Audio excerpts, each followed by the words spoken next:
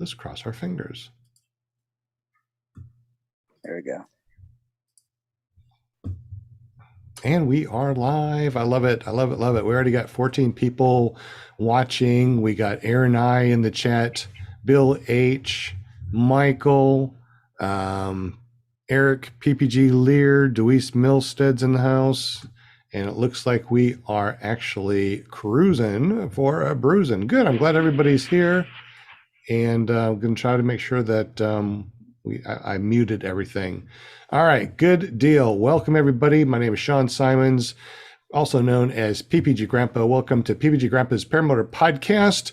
You can search for us anywhere for PPG Grandpa's Paramotor Podcast. If you want to see us, make sure you go to ClearPropTV. Listen to us if you don't want to see our ugly mugs over on paratalk.org. Tonight, we got a special guest for you, which I will introduce to you in just a moment, full of interesting stories, and you won't believe some of the things that he's going to tell you tonight. But let me go ahead and introduce to you everybody that's on the panel. We got JP Tulo in the house, also known as TikTok Tulo. What you doing there, buddy? You TikToking? Nothing You much. TikToking? Just happy to be here. I'm happy that you're here too, buddy. Set up. Hey, real quick. You are making videos on TikTok, right? You have had a couple million hits on one of them. Are you still doing as good as you were doing before? It's really dropped off ever since that, to be honest with you. I get, a little spike here and there, but that little nut flick from that kitty cat was definitely my peak moment there, my claim to fame. But I still have fun with it. It's not all about the views. It's really, I like making stuff and then going back, a month's time, a year's time even, and going back and just being like, man, I remember that flight with hay bale, and I've got a real cool video with us. We do a tip touch and just doing some light acro, and it's just check out Brian's wallpaper there. That was a good flight, and it's just it's nice to reminisce. Brings back a very nostalgic feeling. Just putting together little video clips like that. I have fun with it. Awesome. And you can always find him at jptulo.com or ppgtulo.com or ppgjp.com. JP, yeah. There we go. ppgjp.com or jptulo.com. Check his TikTok out. Sounds like it's awesome. We also got Brian Haybellwaller. He's our very famous person here. Brian, welcome, and thank you very much for joining us. Hey, man, I'm just glad to be here. Had some good flights, had some good experiences lately, and I'm looking forward to hearing Jarrod's story. Just in the little pre-show, I can tell that he's got a lot of good stories to tell for sure. I think we're going to learn something from him tonight. So absolutely.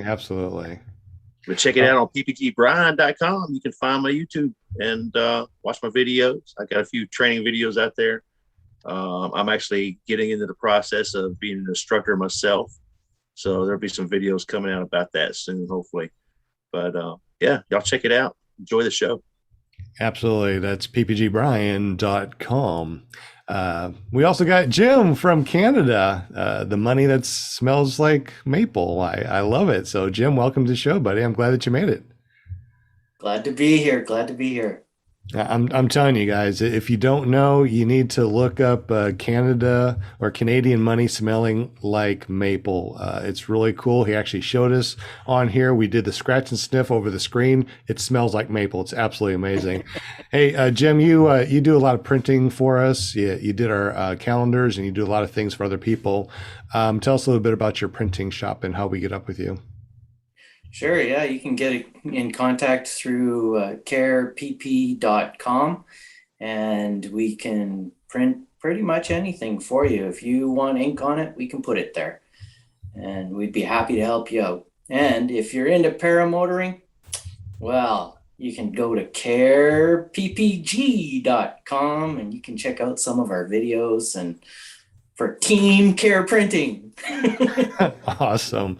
Well, thank you, Jim, for joining us. We definitely appreciate you, buddy. And thanks for helping out printing up those calendars that we gave away this last year. And also we got ParaMomUSA.com. She's our Linda Anderson. She's our cheerleader.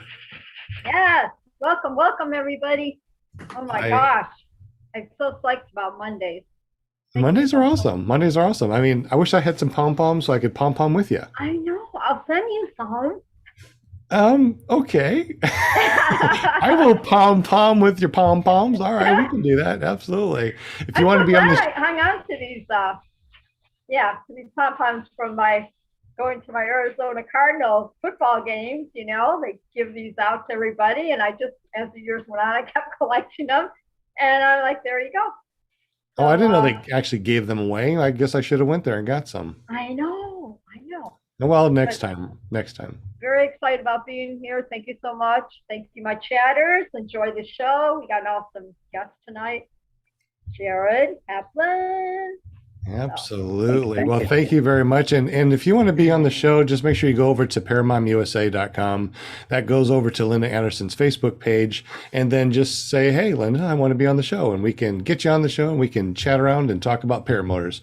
I also got Will Fly, willflyppg.com. Welcome to the show, buddy. And you put out some really amazing paramotor videos too, don't you? I try to. I spent all day today, though, watching TikTok videos of parrots saying, "What the freak?" I don't know if you've seen that, but it's hilarious, man. Just parrots. What the freak? What the freak? No, I haven't. Which one is that? What is this? Just look for parrots, saying what the, it comes right up. But yeah, I don't know. It's crazy stuff. I got a short little flight in today, and it was just one of those flights that I've only had a handful of flights that I didn't particularly enjoy, but this is kind of one of them. Man, it was cold. Well, we see on the screen right now, Will Fly. You can find him at Will Fly PPG. He has 5,500 subscribers, but look at the videos. 8,000, 11,000, 6,000, 10,000 views on each video. That's how well he does these videos. So if you haven't seen one of Will Fly's videos, please go over to willflyppg.com, subscribe, and hit that bell notification. You will not be disappointed. Thank you, Will, for being on the show, buddy. Thank you. And of course, the whole reason why you're here. We got a guest for you tonight. His name is Jarrod. Jarrod has been flying for a while. Matter of fact, he's even got his instructor. Did you get your actual? You got your actual instructor? Yeah, I got it 2 years ago at the longest foot drag in Kansas with Francesco De Santis. Awesome. Is this you, Jarrod? This first one? Let's see. I don't know why I'm on the view on my Zoom right now. I've only got a single thing. You probably can't see. I assume this is you, Jarrod Kaplan, PPG. Yeah, that's me. Yeah, I put the link in the show notes down below. So if you wanted to check out his YouTube, make sure you go there and check it out. 63 subscribers. So make sure you hit that subscribe button and that bell notification. He's going to be putting up a lot of videos very soon, he said. But Jarrod, welcome to the show, buddy. And thank you so much for joining us. Tell us a little bit about yourself and how did you get into paramotors? Well, I've always been interested in flying. My dad, when I was very young, used to take me to Black's Beach in San Diego when he lived there, and we used to watch hang gliders fly. And he said, he wished he could fly, and I said, someday, Dad, I'm going to do that, And interestingly enough, last person I dated was a hang one, and for my birthday one year, she got me a Groupon to take a hang gliding class in Pacific City.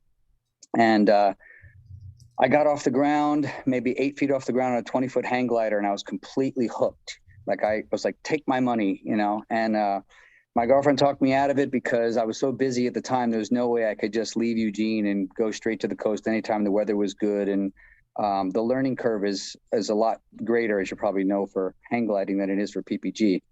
So I was getting ready to travel internationally to Thailand with my family, and my sister had never gone. So I was looking around for videos of Thailand, and I came across a video of people flying on Koh Phangan. And I immediately was like, that's what I want to do. So I waited till the end of the video, and they credited Blackhawk Paramotoring, probably for some of the gear or for the instruction. and I found out that they were only 8.5 hours south of where I live. So 2 weeks after I got back from Thailand, I was training. And there was at the time a great instructor named Joe Cruz. I don't know if any of you guys know Joe, but Joe got me up in the air in 5 days. I stayed 9 days. I flew 11 times and went home, kited like crazy, went back and got up the ground a whole bunch more, got home, put the paramotor back together. And then every flyable day I was in the air at home since then. So that was my start. And then over time, just from traveling with the paramotor and meeting a lot of other pilots, I've just learned a tremendous amount. And I really wanted to learn tandem to get friends up in the air. And that's kind of where my trajectory led me. Awesome. So what do you fly right now? What's your gear? Right now I fly a mini plane fixed frame with a 140 prop and a Luna 2. I've been flying a 20 meter and an 18 meter. But I went from 2 velocity wings to a Roadster 3, like what you fly, I think, 24 meter. And then I made my transition to the Luna. And it's been smooth sailing ever since. That's awesome. Now, what is your all-up weight? All-up weight is, I think, just over 200, like 210. I'm 150. And I think the mini plane dry weight is 43, maybe loaded 55, something like that. And I fly with a lap reserve. Okay. Just curious, since you fly a lot, what kind of gas mileage do you get on that mini plane? You get pretty good, right? Yeah, generally, I think some of the longer flights have been around 70 miles, typically we fly. I have one buddy that I fly with all the time, and we go usually for anywhere from an hour and a half to 3 hours. That's our average flight. When we were just in Moab, we figured our average, the average mileage we covered is 52 to 56 miles a day per flight, I should say. That's awesome. That's awesome. Yeah, that's about what I do, is about 50 to 60 miles on my full tank, 5 gallons when I was bigger. So yeah, I love to travel a lot too. But you said, what, 90 miles in a day you could fly? Well, I mean, in one flight, I think around 70 miles has been the longer flight average. Yeah, and where I fly in this neck of the woods. I mean, ultimately, if I'm not fighting a long headwind and I'm not diving a lot, then I get pretty good gas mileage on the mini plane. Do you top off your tank? Like, is it 5 gallons, or what do you top off at? Notoriously, I think the tank it's a 10-liter tank, and I fill it to the cap every single time. That's my thing. That is awesome. Have you triked or anything ever before? I do. I actually have a Power to Fly RS, a 2019 Moster, and I fly that when I do tandems, and also I have a Colibri trike that pairs with that. So I've flown that, and that unit I've run out of gas with, thinking I'm in mini plane mode. Yes. But luckily, nothing too catastrophic. I've landed in cow fields. I've landed, crazy, like half a mile short of my LZ, where I wind up throwing my wing on top of the trike and just walking it back to the LZ. Well, I know that we've been talking a couple of times before in the past about trikes and PPCs and stuff like that. And a lot of people think that, once you move over to a trike like Brian Haybell, once you start triking, you don't want to go back to foot launch, because triking is so much more fun and you can fly, any time of the day. So what do you think about, since you do both, what do you think about triking, and what do you think about foot launch? What are the differences? Well, for me, I mean, I'm all about foot launch. I mean, for me, the trike, I love doing touch and goes on the trike. I like, there's a lot of places that I fly in the Willamette Valley and the Coburg Valley where there are lots of roads with no power lines. So it's kind of fun to just get up, upwind, downwind, doesn't matter. Just, hit the road, cruise as long as I can, and then take off again. I have the Colibri trike, and I put a tandem front end on it, but I haven't flown tandem with it. And I recently did a hang test. And what I learned was it doesn't work, at least comfortably or safely, with a mini plane bar. because the way the bar rests, it winds up, at least from my experience hang testing it, it lands on the passenger's shins. So I don't really feel comfortable with that. I was told by some other trike guys I met at Salton Sea that the best way to probably fly this trike tandem would be with some normal paragliding bars, as opposed to PPG bars where they're a little bit more spread apart. But I haven't done it yet. Although I've been talking a lot about soon, hopefully soon, getting myself a Power to Fly Phoenix trike to be able to do more commercial tandems with a passenger, or I should say just commercial tandems. But as far as the trike for me is, no wind. I mean, with the Luna and with my setup and with the terrain I've been taking off on, no wind has really not been a problem. So as far as needing wheels to take off easier, I know it is easier, but I prefer not having the bulk of a trike. I like doing light acro, and I like, wing overs comfortably, not as loaded as with the trike, with a bigger wing. So I don't know. For me, it's, they're both great, but they definitely have different timing, different uses, Absolutely. Anybody on the panel have anything to say? Any questions in the chat or anything we need to address before we go on? What's your I'm favorite curious. area to fly? Say again? What's your favorite area to fly? It really depends on the season. I just got back from a trip in Moab, and I've never flown anything like that as far as just, being on another planet. We were staying, the last time I went last year, we stayed in 2 different LZs, one in a canyon and one in a big open plain. And this year we went back to the open plain LZ, and we found that because we had great weather, we could actually access every single thing that we did from the other LZ, from the same LZ. We just did longer flights. We flew through the Corona Arch 3 times. We flew all sorts of goalposts and Gemini bridges and hopping over canyon into canyon into canyon. So that, I think that's in the top 3 is Moab. I think my favorite, especially, seasonally, I go down to Nayarit in Mexico, around Sayulita, San Pancho de Marcos. I have a friend down there, Dan Dimov, who's a amazing pilot and instructor, tandem guy. And he's who I originally learned tandem from. And I spend a bunch of time down there.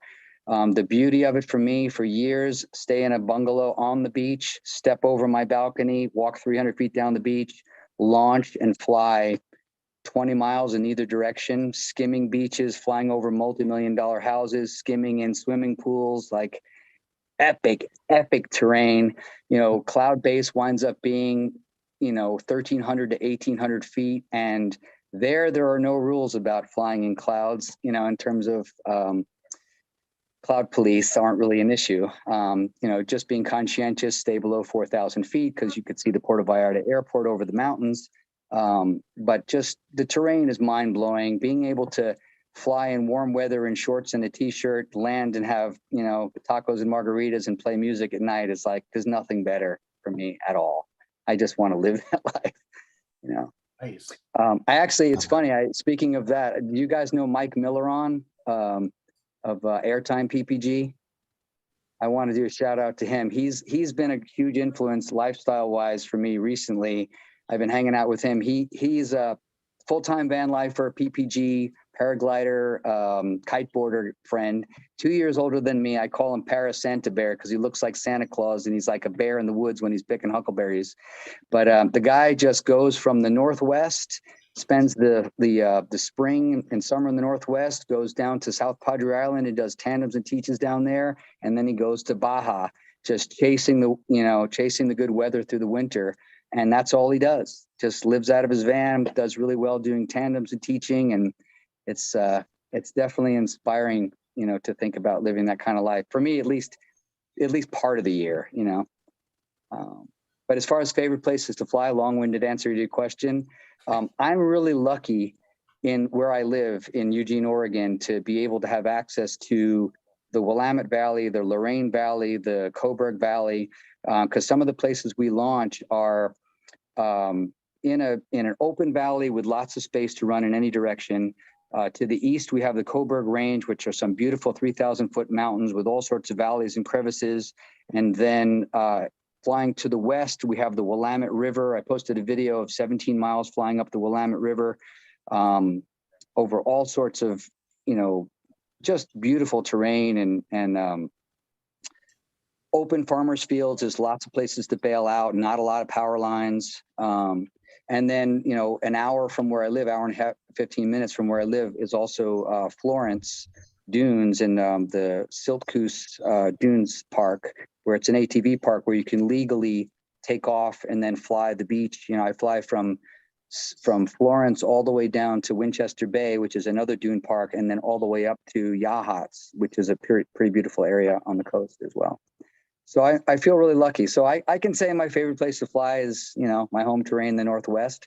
But as far as specialty places, that I've been, summertime in Mexico or wintertime in Mexico and, the fall in Moab for sure.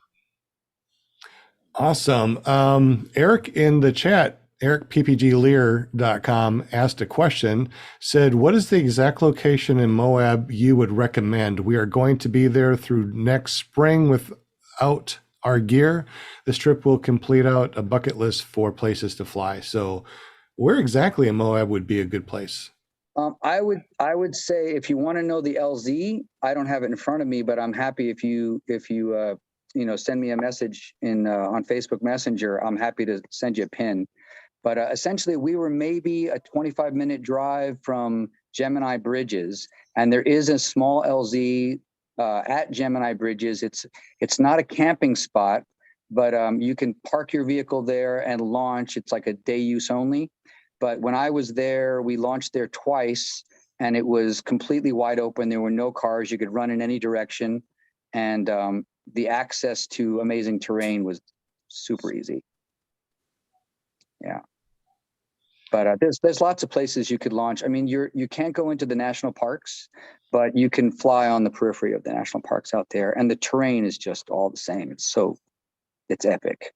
I mean, canyons like Grand Canyon size canyons, all sorts of sand-blown mushroom looking formations, lots of things like puzzle pieces or creme brulee or a giant, cattle jawbone of different color rocks on the tops of these cliffs. It's epic. It's just like it's hard to describe because even watching the video, it's hard to fathom the scope, especially with the GoPro, Absolutely. I've heard so many good things about Moab. That's one of the places that I would definitely like to go. Bill H in the chat said, what is your social media? We got the links down below in the show notes, and I think that JP could even show that information in here. I want to say thank you very much to Kent Stamey, dropped $10 in the super chat, said hello all. Welcome, Mr. Kent Stamey. You can find him at kentstamey.com. Who else do we have in the chat real quick? Aaron I, the paramotor guy, Bill H, Eric, PPG Lear, Michael Flomer, Deweese Milstead, Will Fly is in there too. PPG, the other Nick, welcome guys. Randy Milstead's in the house, Mark Floyd's, the Van Lander, Mad Sloper. We got a lot of people doing a lot of talking. Definitely appreciate y'all chatting in here, asking questions. Definitely appreciate all that. Kevin Can Fly in the house. Will Fly, JP Tulo, Paramotor Girl, and of course Paramotor Girl. You can go to paramotorgirl.com. She is the one that will be having a paramotor podcast on Wednesday. Let's see, who else do we have in the house? I think we got everybody's. So thank you very much for joining us, everybody. Anybody have any more questions for Jarrod in the chat or the panel? Yeah, I had a question about which trike you fly. Sure. Do you have one that fits your mini plane, or do you have a dedicated trike, or what do you have on that wheel? I have the Power to Fly Calibri trike, and I have a Power to Fly RS with a 2019 Moster on it, Moster 185. So that's what I've been mainly using for tandems when I need more power. I have done tandems on the mini plane as well, but usually with smaller pilots or smaller passengers. But the Colibri trike, when I first got it, I got it at the foot drag, at the endless foot drag. And I honestly, I wasn't thinking that I was ever going to get a trike, but he gave me a smoking deal on it and he included shipping. I was like, all right, I'll try it, you know? And it's pretty much paired with the RS frame. So it works really well. It just, you set it down, you clip it in, and it's like 10 minutes. So it's great as a foot launch trike. It's really sturdy. And I think it weighs about 30 pounds. So eventually I wanted to do tandem on it. I asked him if I could, and he said that I, could get a custom front end for it. So I spent the money, bought the front end. Pretty much it's the same front end with an extra set of pegs for the passenger. For my size at 5'8", it's a little bit tricky steering it. I think I need to drill another hole and pull the front wheel a little bit closer to me, because with the passenger, they put their legs up on the pegs, and the pegs for me are much wider. So it's harder for me to push, to turn, to do any extreme turns. So straight launch, no problem. My feet are on the pegs. But if I decided to work on it and get it dialed in for tandem, I'd probably drill another hole and pull the front wheel in a little bit more. That's pretty sweet, man, that you can take people up, give them rides. That's kind of where I want to be in the near future. Two of my friends just got a new tandem trike, man, and they're just absolutely loving it. Yeah.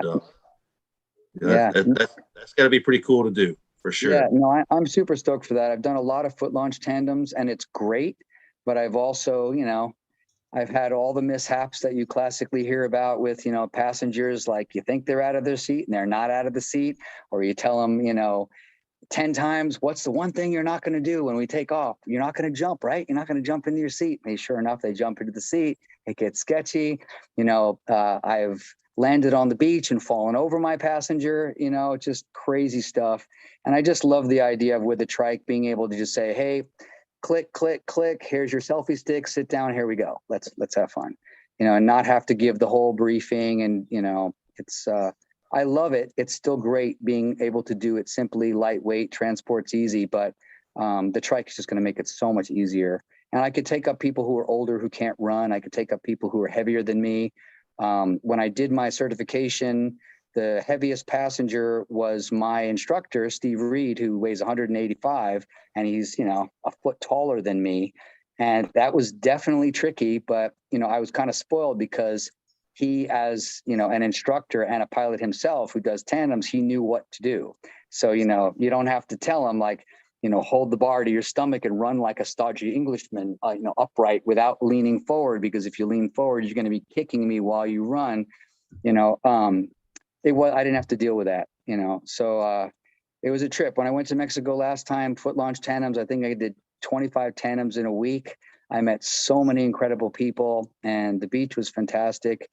But I think at home, the trike's going to make it a lot easier. And, I'm transitioning out of my current business to try to, make, monetize flying a little bit more, teach a little bit more, and having the trike is going to be a huge part of that, I think. And I'm following, I don't know if Noah Rashetta is one of the guys you're talking about, has a friend who just got a trike. But I've been kind of following his lead. We're very much on the same page with gear and teaching and everything. And he just got the Phoenix trike with the Cosmo 300 on it. And I think I'm kind of following his lead. And I think that's what I'm going to wind up going with, because I'm familiar with Power to Fly already. And I like what they put out. Yeah, I think these were Fly products. I could be wrong. Some beast of a tandem. Yeah, Brooke Sheffield and Derek Trout. Derek brought his through Tucker on videos. Those are great as well. I've taken a look at those as well. I think, equally as good. It's a beast, man. I mean, he put a 250-pound person in the front of it. It's just roll straight up. Yeah, it's cool. I have a BGD Dual as my glider now, and Noah's been flying the light. And the thing everybody always talks about with light gliders that they come up so easy, And for me, when I was taking off foot launch, I'm taking off into some wind. Like trying to foot launch in no wind is just, it's hell. So it's nice. The idea of getting a lighter or smaller tandem wing than what I have is also appealing. And I'm thinking about the Cyclone. I think it's a Cyclone as well. Like getting a 38. That'll just make it easier. All right. Any other questions in or for the panel for Jarrod? Any questions that popped up in the chat? Well, All right. I got one more question for you guys, because I've been seeing a lot of people ask this question on the paramotor groups, is that now that it's winter time, I don't know what it's like where you guys are flying, but what do you wear? People are saying, what do you use for powered, gloves or socks, or, are you wearing a, insulated flight suit? Where do you get these things? And I've been gearing people to go to, I wear a Carhartt Yukon insulated flight suit, like just not a flight suit, just what a coverall. And it works great. 2 pairs of thermals, heated gloves, wool socks, and a hat under my helmet. And sometimes if it's super freezing, wear like a fleece neck cover, face cover. And it's really not that bad. I can stay up in the air plenty long without freezing. But I just wonder what everybody else is doing. Interesting that you just said that. Yeah. I'm in Alabama. I wore heated gloves today, and it was like 55 degrees outside. Jim is in Canada. So I'll let him. 55 degrees. But yeah, Jim. Yeah, Jim, tell us about your Canada flight, buddy. Jim, you're on mute. Still on mute. Well, there that'll help. Yeah. Tell us about flying in Canada and what do you wear? Because, you're the one that we need to follow. So I have a pair of cotton long johns or long underwear, and then I wear a wool undershirt. Hey, hang on. Did you just say a para cotton? Do you also use a pair of socks? Everything's specialty in this sport, right? Of course, I know, right? They're special. Yeah, you betcha. Yeah. I got them from iloveppg.com. Ooh, I like that. What was that again? I love ppg.com. What was that? ClearProp. That's exactly where I get my pair of long johns and my pair of socks. I love it. Awesome. I love it. Yeah, so I wear a wool undershirt and then another cotton shirt and a sweater, like a sweatshirt. And then I wear a jacket on top of that. Not a really heavy jacket, but a wind blocking jacket. And last flight, I started with alpaca socks, and I'll tell you, they make a big difference. Really nice. Cool. And I've got a pair of -100 snow boots that's 100 Celsius. And those things are the warmest boots I've ever had. I tried them this time, but they really changed my thrust angle. It was a big difference. So I'm going to have to maybe change my hang point. Those boots are so heavy. Oh, because they're so heavy, they change. Okay. I got you now. Well, Yeah, I guess didn't even think about that. The more stuff that you wear during the wintertime, it may change your hang point. Has anybody else come across that? That's the first time I even thought about that. Anybody else in the chat or the group here? Is that a big deal? I haven't had a problem with it up until I put these boots on. Once I put these boots on, and also switched to an E-prop, or not an E-prop, a carbon prop. So I lightened the back, and then I threw a bunch of weight on the front. And because they're the boots, they're way out in the front. I think that's part of why it's so different. Interesting. How many people wear heated gloves and launch with the heated gloves on, or do you not or do you launch barehanded and then put them on when you get up in the air? I always set them. Depends how cold. I get them warm before I put them on, Yes. and then adjust them in the air. I usually set them on the lowest setting just so the battery stays on. And then if I'm up in the air, particularly my throttle hand gets cold, so I punch that up 2 notches to red, and then I do the same on the other side. And if I have to use my phone while I fly or whatever, I usually just take off the outer layer. I have a liner on, and that I can still grab, the stylus pen or whatever, work my phone, then put it back on. But it definitely helps to keep them, I think, warm all the time. Yeah, It takes some time to heat up, I launch with gloves on, and I have no problems with that. Anybody else launch with gloves? Yeah, every time. I have 2 layers of gloves. I got the electric gloves, and I leave them on pretty much all the time. And then I have wind blocking Cabela's gloves over top of it with the touch ability for your phone. And they work pretty good.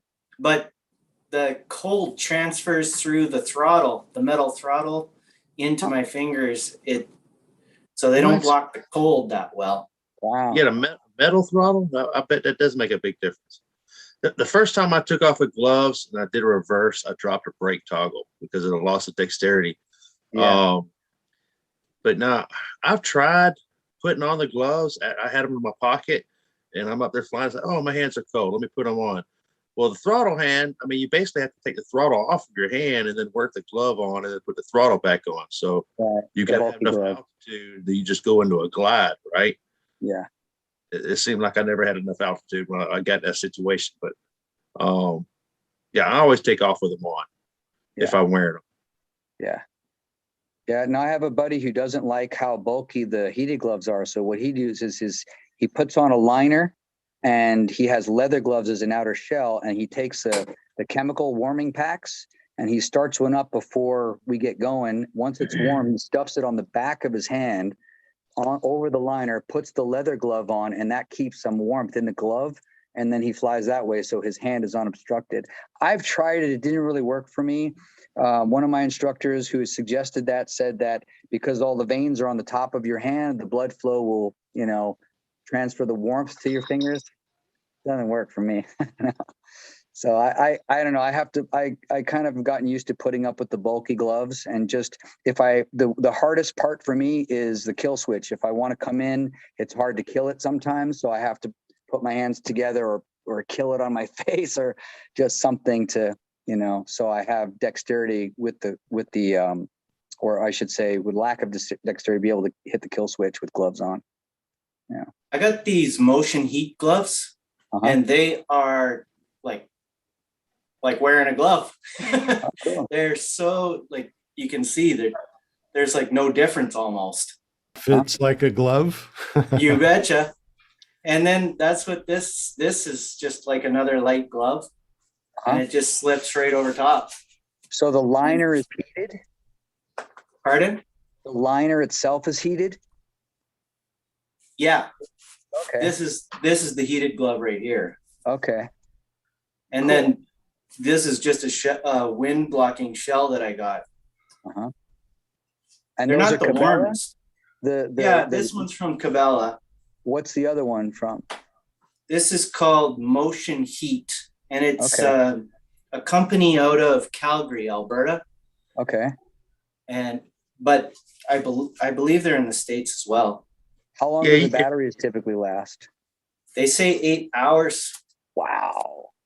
I've run out of battery, but that's because I didn't charge it a couple times before I was out. Yeah, that's 8 hours. Even 2 hours would be great. I mean, for me, mine last an hour, maybe hour and a half, if they're on the lower setting, but an hour at best if they're in the high setting. These will last no problem 2 hours on the high setting. Cool. Okay. Yeah, if you want to get some, just when you go to Google and you do an Amazon search or whatever, Google heated glove liners versus heated gloves, and they're super thin, and there's a heater element that runs around the perimeter of each finger, keeping it nice and warm. And tell me the name of that brand again, of that particular one. This one is motion heat. Motion. Okay. I'll check that out. Thanks, man. You're welcome. Just be ready to spend a couple $100 or Yeah. euro, I mean, or yeah. wherever you're at. I bought the Cabela ones were about $200, and those are the best for me in terms of how supple they are with the soft leather on the inside. But I bought a pair at Home Depot of the Milwaukee gloves because they were on sale, and honestly, they get warmer and the batteries last longer, but they're classically way too bulky. I hardly ever use them unless the other batteries are dead in my other ones. So it's nice to know about those. These ones also have a system where you can put elements through your jacket. Uh-huh. So they've got an extra plug-in right here, and then it goes right through your jacket, and you can. Cool. Yeah, it's kind of neat. I haven't got the jacket though. Uh-huh. I should. Yeah. Hey man, where in Canada are you? Saskatchewan. Saskatchewan. Wow. Yeah, if it's that cold, you need it. I mean, especially if you're going to do longer flights. I'm looking forward to new lows. Uh-huh. I'm still waiting on somebody to come out with a paramotor that's got an alternator built into it that can power all of our devices. Wouldn't that be amazing?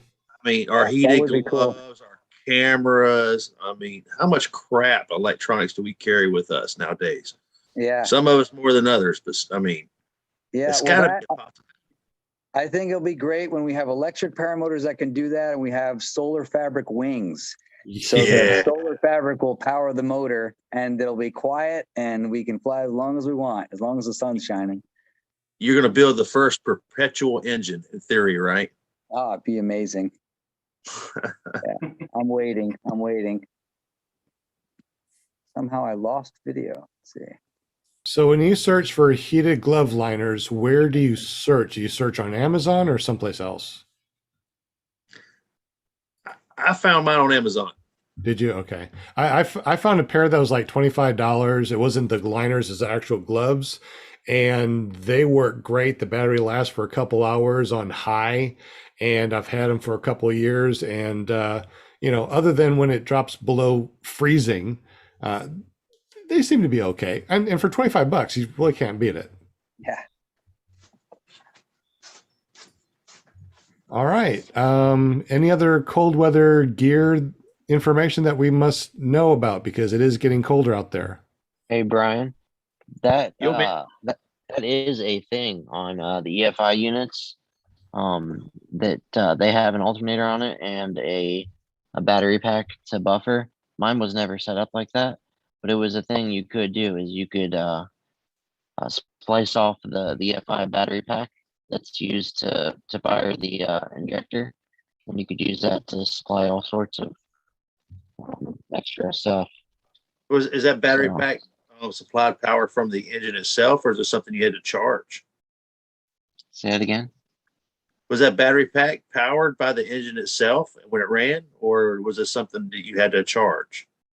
I would keep it charged. I would run it like on a trickle, but yeah, it had an alternator on the engine, Okay. and it's charging from the engine. I tried to not stress it too much, that's why I would trickle it beforehand, make sure it was up tip top shape, but a lot of people don't do that. It's not really necessary. No, man, I want like a subwoofer, a boom box. I gotta have the big alternator on mine. But yeah, it looks like an actual, just like a little RC motor, and it's wedged up against the belt, and it just spins it, and it's like wired backwards, that the belt speed, and it pumps voltage right back into the system. It's pretty slick, actually. I feel like we're right around the corner for some nice upgrades in tech in our engine world. I think Bitarazi, once they get a good handle on it, I think I don't know if it's like I know they were talking about releasing an EFI unit. I haven't heard much about it other than a while back when they said they won like a competition with it, a slalom competition, I think. But I'd really like to see some more increases in tech, not just electric paramotors, but more efficient internal combustion paramotors. I think that'd be awesome. So Yeah, agreed. Rather than have to get a bigger gas tank, yeah, we'll stay exactly. up in the air longer. Just do better with, be more efficient with the fuel that we have. I think can go a long way. Yeah, for sure. Yeah, absolutely. And like we said, electric paramotors that have solar powered or solar panels in the wings. I mean, that sounds freaking amazing. Yeah, that would be really cool. Yeah, Well, I think Kevin Fly just nailed it in the chat. Said we need a lightweight 4-stroke engine that's super reliable. They're low maintenance. It's kind of a unicorn right now, but I think Sean's probably taking notes because I think he's wanting to design his own paramotor.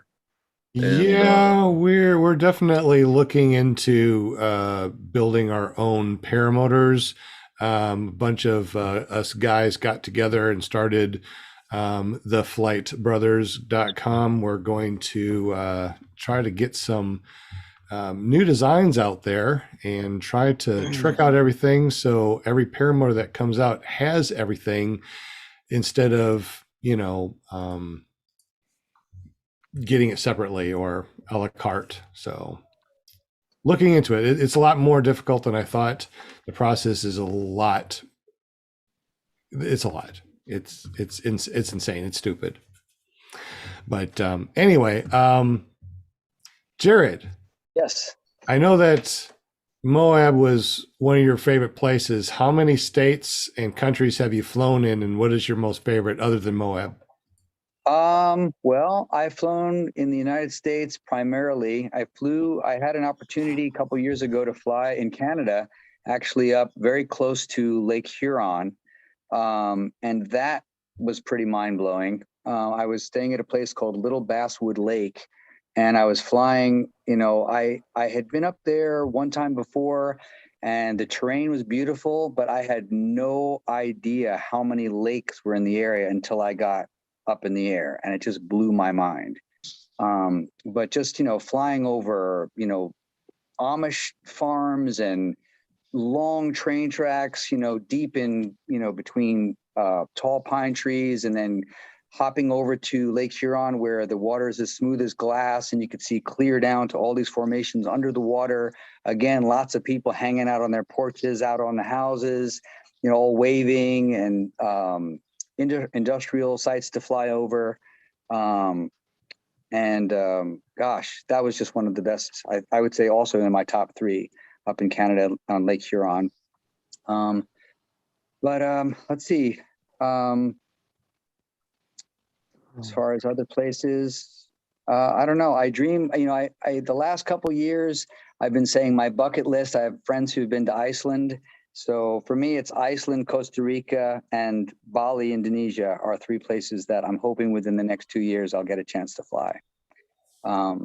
They've just been places that I haven't visited Iceland, but I've been to Bali a couple times, and been to Costa Rica, and I know that there's a flying crew. I know Matt Minyard goes down there with a crew, and at some point maybe I figured I'd either join him or find out where he's flying. And then Iceland, of course, is like the paramotor dream. So I'm thinking at some point. I've looked at a couple of videos recently of people flying in Egypt over the pyramids, and that looks really appealing too. But half the things I read are, it was an amazing experience, and half the other stuff I read is, it was a really sketchy group I went through, or you're not sure if you're going to be able to rent gear that's reliable, or I don't know. I'd have to do more research to really find the right group to go with for a trip like that. I'm guessing you've heard of One Up Adventures. One Up, yeah, I think I have. Okay, because what you're talking about doing is exactly what they cater to, people trying to fly in other countries. And I'm pretty sure Matt knows that whole crew too. Okay. So you might want to look up. They're in Lake Wales. They're located at the same airport that Aviator's at, and they do adventure flying. So yeah, Travis Burns, Kyle Mooney. Those are the people at One Up Adventures. Reach out to them, man. They can help you fly any of those places. I'm pretty sure. Okay. Yeah, no, I love it. That's all bucket list stuff that I've been wanting to do. Even for me, last year I drove to Mexico. I have a toy hauler, and I drove it down. I went to the Salton Sea fly-in, came home, grabbed all my stuff, turned right back around 2 weeks later, drove 4 days down to, Puerto Vallarta area. I figured I was going to do that instead of dealing with trying to fly a paramotor. I mean, I don't know how Matt Minyard and Glenn Tupper do it, man, as far as getting away with flying with their motors and suitcases and not getting busted. I mean, I've been busted twice, trying to fly into Mexico where, I got extorted. I got hit for a huge fee the first time. Luckily, I was able to talk my way out of it. Second time, I got nailed for $160. And when I drove in last year, I drove through the border. I stopped 20 miles in past Nogales, and I got stopped by a custom agent who saw my paramotor in the truck and wanted $1,000 USD, saying, "Oh, the maximum you're allowed to travel with recreational gear in Mexico is $3,000. So I guess I'm going to have to charge you $1,000." And long story short, I talked her down to about half of that. And I figured, it was going to be worth it just to have the motor. And got to where I was going. I got stopped the second time, I got nailed for another $100. So it was $600 on the road in addition to gas, 4-day trip, but the idea of traveling with a group where it's already set up, where you have a motor or somehow your motor is shipped without hassle, is very appealing to me at the moment. This year going down to Mexico, I'm thinking about going down next month. And when I drove home last time, I brought my RS back with me, and I was doing tandems with it down there. And now I'm thinking, gosh, I almost wish I would have left it there and got something else here, because now the thought of trying to get it through customs again is just not that appealing. And so I'm trying to figure it out. But right before I jumped on with you guys, I was literally looking up FedEx and DSL and UPS and trying to figure out how am I going to afford to get my motor shipped to, Puerto Vallarta area and make it worth it. And I haven't figured that out. With Alaska Airlines, when I did bring the motor and wings, it was like $75 for every additional bag after the third one with the class that I flew and with the card I used. When I flew to that trip when I went to Canada to Lake Huron area, I got nailed for $500 for the paramotor, $250 overweight, 8 pounds overweight, and $250 for oversized. It was in the mini plane soft case. And that one bag cost me more than the ticket to Chicago. So I had no other choice. So, hats off to Matt Minyard and those guys to be able to pull it off effectively. But man, I have not had that kind of luck. So it sounds like you were extorted going north or south. Yeah. What would your advice be to somebody that wants to go fly in Mexico? Well, as far as packing a motor, I would say you can do it. Like I said, I've done it twice, but expect to have to pay a customs fee. I think I just lost you. Oh, wow. Went to a weird screen. Yeah, we're in a classroom. Okay, there we go. Yeah. So that's the thing. I mean, technically, when you travel into Mexico, they have a rule that basically says you're allowed to carry 2 pieces of sports equipment. Otherwise, if you carry more than 2 per person, they can charge you 16% of the total worth of your gear. And you might tell them, like what happened to me with, like, they said, how much is this paramotor worth, or this thing? And I said, about $1,000, because I figured I was going to have to pay, a fee, a percentage of that. And while I'm talking to the guy, another guy looks up mini plane, says, "Oh, this is what this is." He shows it to me on his phone. $5,700. Well, that's what it would cost in Mexico. So we're going to have to charge you 16% of that. And, half an hour later, after chatting back and forth, I talked him down. It's kind of a longer story. I got out of it in the end because the person who was walking me to the ATM didn't speak good English, and I didn't speak great Spanish at the time. And I basically told the guy, listen, if I'm going to give you, $400 cash, I want a receipt that shows that I paid this. And he was like, $200 receipt. no receipt, $400, receipt. And I was like, no, that's not how this is going to work. I need a receipt to show that this, I paid and that's not going to happen again. And the guy, just after going back 10 minutes back and forth, he couldn't get a hold of his boss, who was the one who sent me to the ATM with him. So he just said, you know what, you can go gratis. You might have a trouble getting back into Mexico again, but next time, but for now you can go. And I was like, oh, okay, thank you.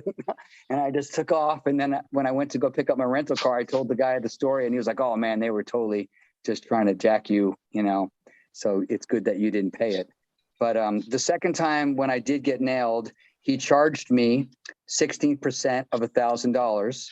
So he charged me, $160, and I did pay with a credit card, and I did sign it custom. So I knew at least that time it was legit, And the funny thing was, at that time, I literally only had 2 pieces of sports equipment. I had a mini plane and 1 wing. And I tried to tell him, and he was like, nope, he wouldn't let me go. So I paid it. So as far as my advice to anybody who wants to travel, at least into where I went through in Puerto Vallarta, just expect, if you have your motor in a bag that's not, if it's in a normal suitcase, say the way Minyard and Tupper did it, you might be able to get away with it. Mine was in a marked thing that said mini plane. It was a large case.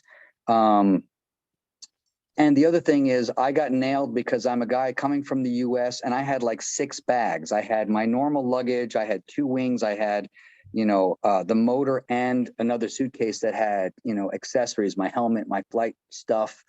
So, if they see you going through customs, even if you hit the green light, they're going to want to pull you over because you're one person with all these bags. So travel light. If you can pack your paramotor, pack it with your clothes and stuff all in it. Take 1 wing and just call it good, and you might get through. What about if you fly your paramotor over the border? Is it different if you do that? Well, that's what I was talking about. Oh, you mean like literally fly over the border? I don't know. I kind of joke, like, if you really wanted to, you could make a killing being a paracoyote. We were, when on the way back driving, we were driving all along the ridiculous fence, and it was kind of creepy, just, how it's not just 1 fence, it's 2 with the no man's land in between. So it's kind of a sketchy thought to, I mean, if you went, black wing, black paramotor, doing it at night, maybe with a mini plane that's quieter or fly high altitude with no strobes, maybe you could do it, but I don't know. For guys who are living in Texas or along the border, to be able to fly and land somewhere and have somebody pick you up, hey, more power to you, man. That'd be great. Yeah, I was actually just looking at. Go ahead. Has anybody ever rented a paramotor? I've never rented one. I've thought about that, particularly if I was going to go back to Indonesia, because I know that there's a club there. But honestly, I don't know about you guys, but all the videos I've seen of the guys who fly in Thailand, no offense, but it's like some of that equipment looks pretty janky, man. I don't know. If I'm going to fly over a volcano, I know I'm going to want to have a motor that I can trust. So I don't know. Haven't done it yet. Okay. This year, for the Iceland trip, it's hosted by PPG School out of Regina, or out of Canada up here. And Aaron Hackle is going to be hosting that for Scout. So that there's a bunch of us that are planning on going this year. To Iceland? Yeah. That sounds awesome, man. When? What time of year? I think he's got a multiple sessions all during the year, so you can choose if you go to the Scout web. Ballpark price tag on something like that.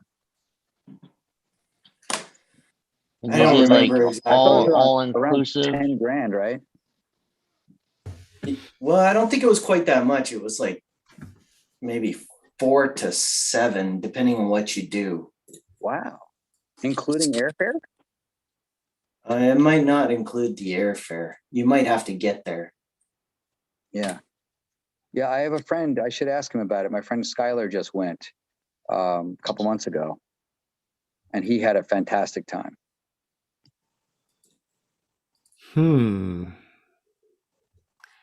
Well, with that type of money, it's like, I think I'd rather just buy another paramotor or a couple wings. Yeah, for that kind of money, for sure. Yeah. You know, but The it's, whole you know, eastern side of the Mississippi River to explore too, and you can stay in the country. mhm. There's even a package where you can buy a new Scout paramotor and you get a big discount if you go there. So you buy the paramotor and take it home with you? Yeah. Wow, I wonder what the shipping is like on that, though. You know, at the same time. It was funny. When I went with my Mexico trip, it was like getting into Mexico was the hellish part. Leaving, I left with 6 bags. They don't even question you coming back into the States. You know, nobody searched a thing.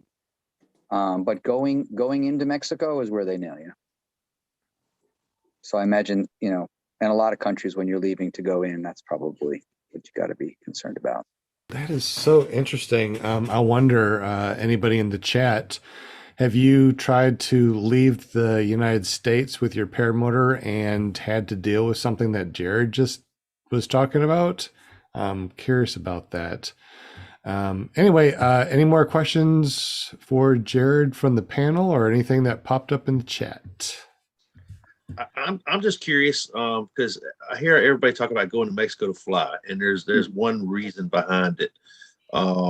Usually, is they want to fly at night with a full moon, and in Mexico, I've been told we can do that legally there. Is that something you've looked into while you were there, or do you know anything about it? I have a friend who recently flew by a full moon. The way to do it, and I tried to do it in Moab.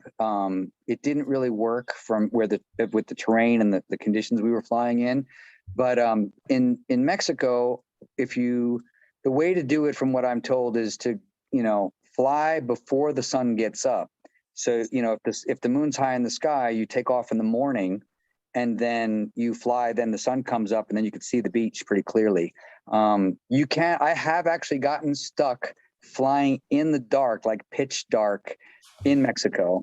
And the thing is, if the moon is out, the beauty of it is the sand is pretty white.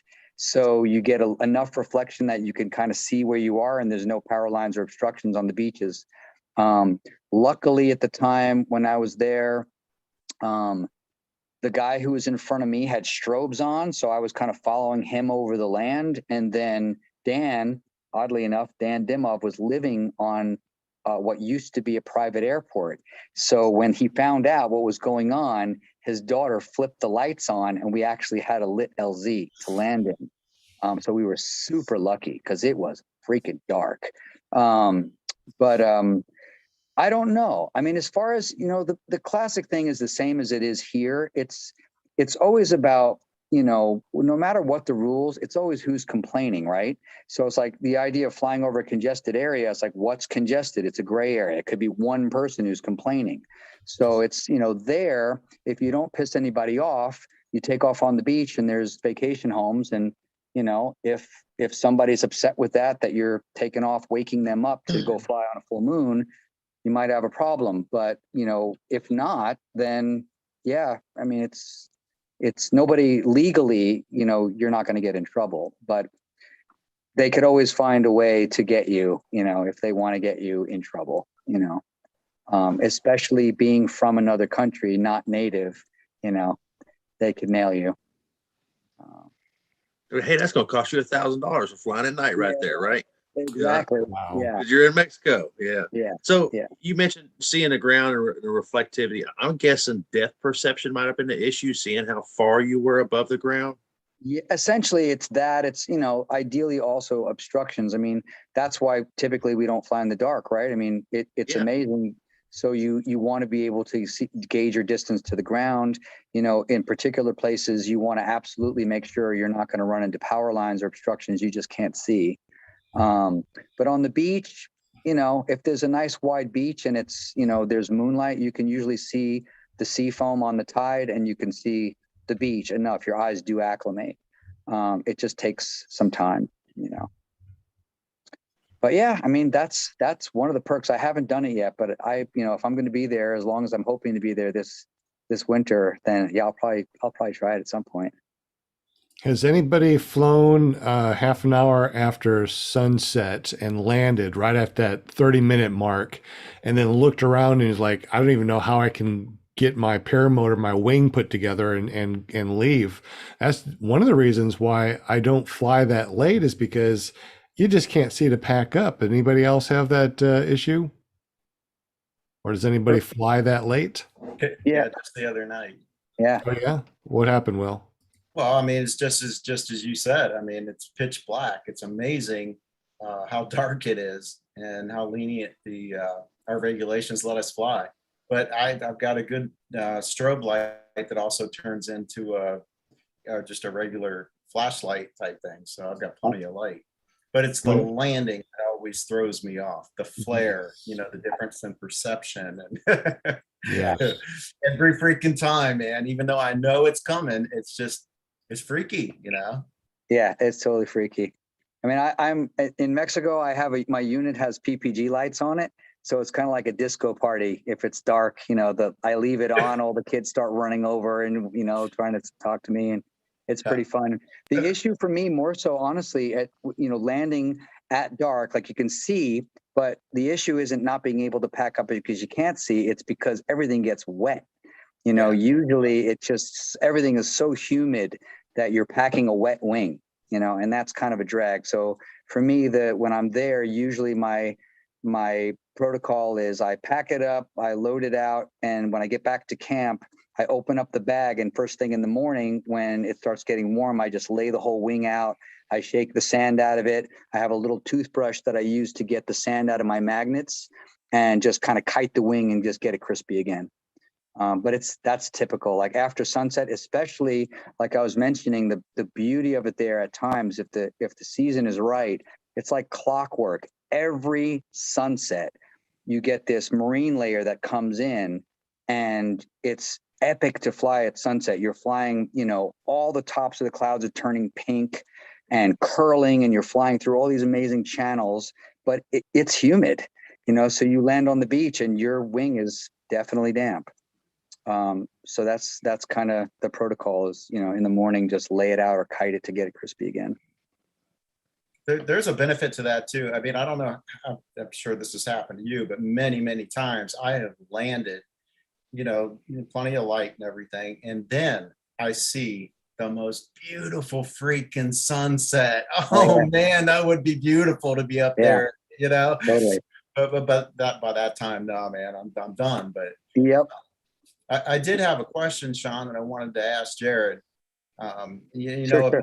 If it doesn't kill us, it makes us stronger, right? So you have any like the scariest learning type experience from all of your travels? Yep.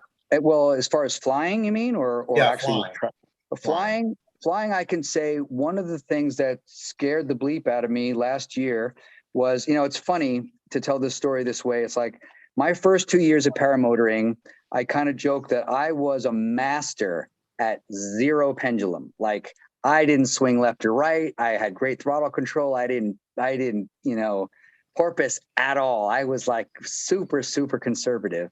And then, what got me started learning wing overs and rolls was in Mexico, actually, flying down the beach in laminar wind, swinging back and forth a little bit at a time, and doing passes up and down the beach.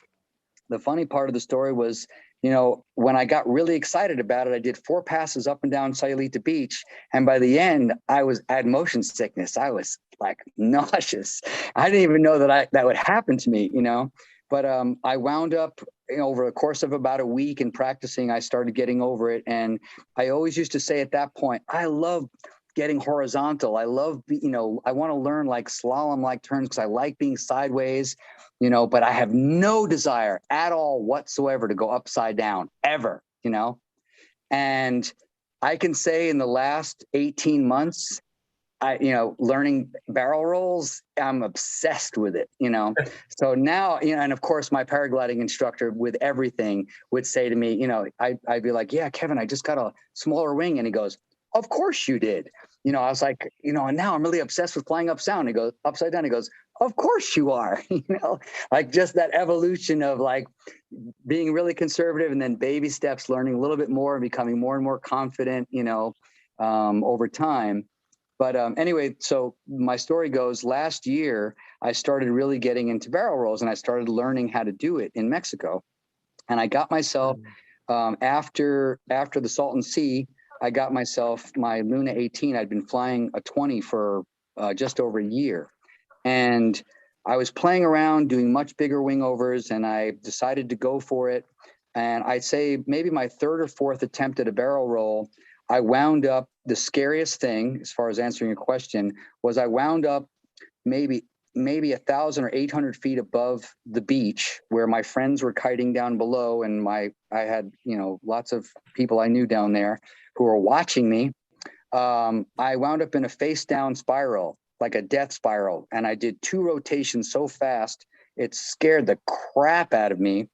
And I lucked out because I had one of those oh crap moments where I pulled right. I did a right barrel roll and I had a brain fart and I was like trying to get out of it, but I kept pulling right. So I kind of locked myself into it and I'm pulling. And at that moment, in that split second, you know, time slows down.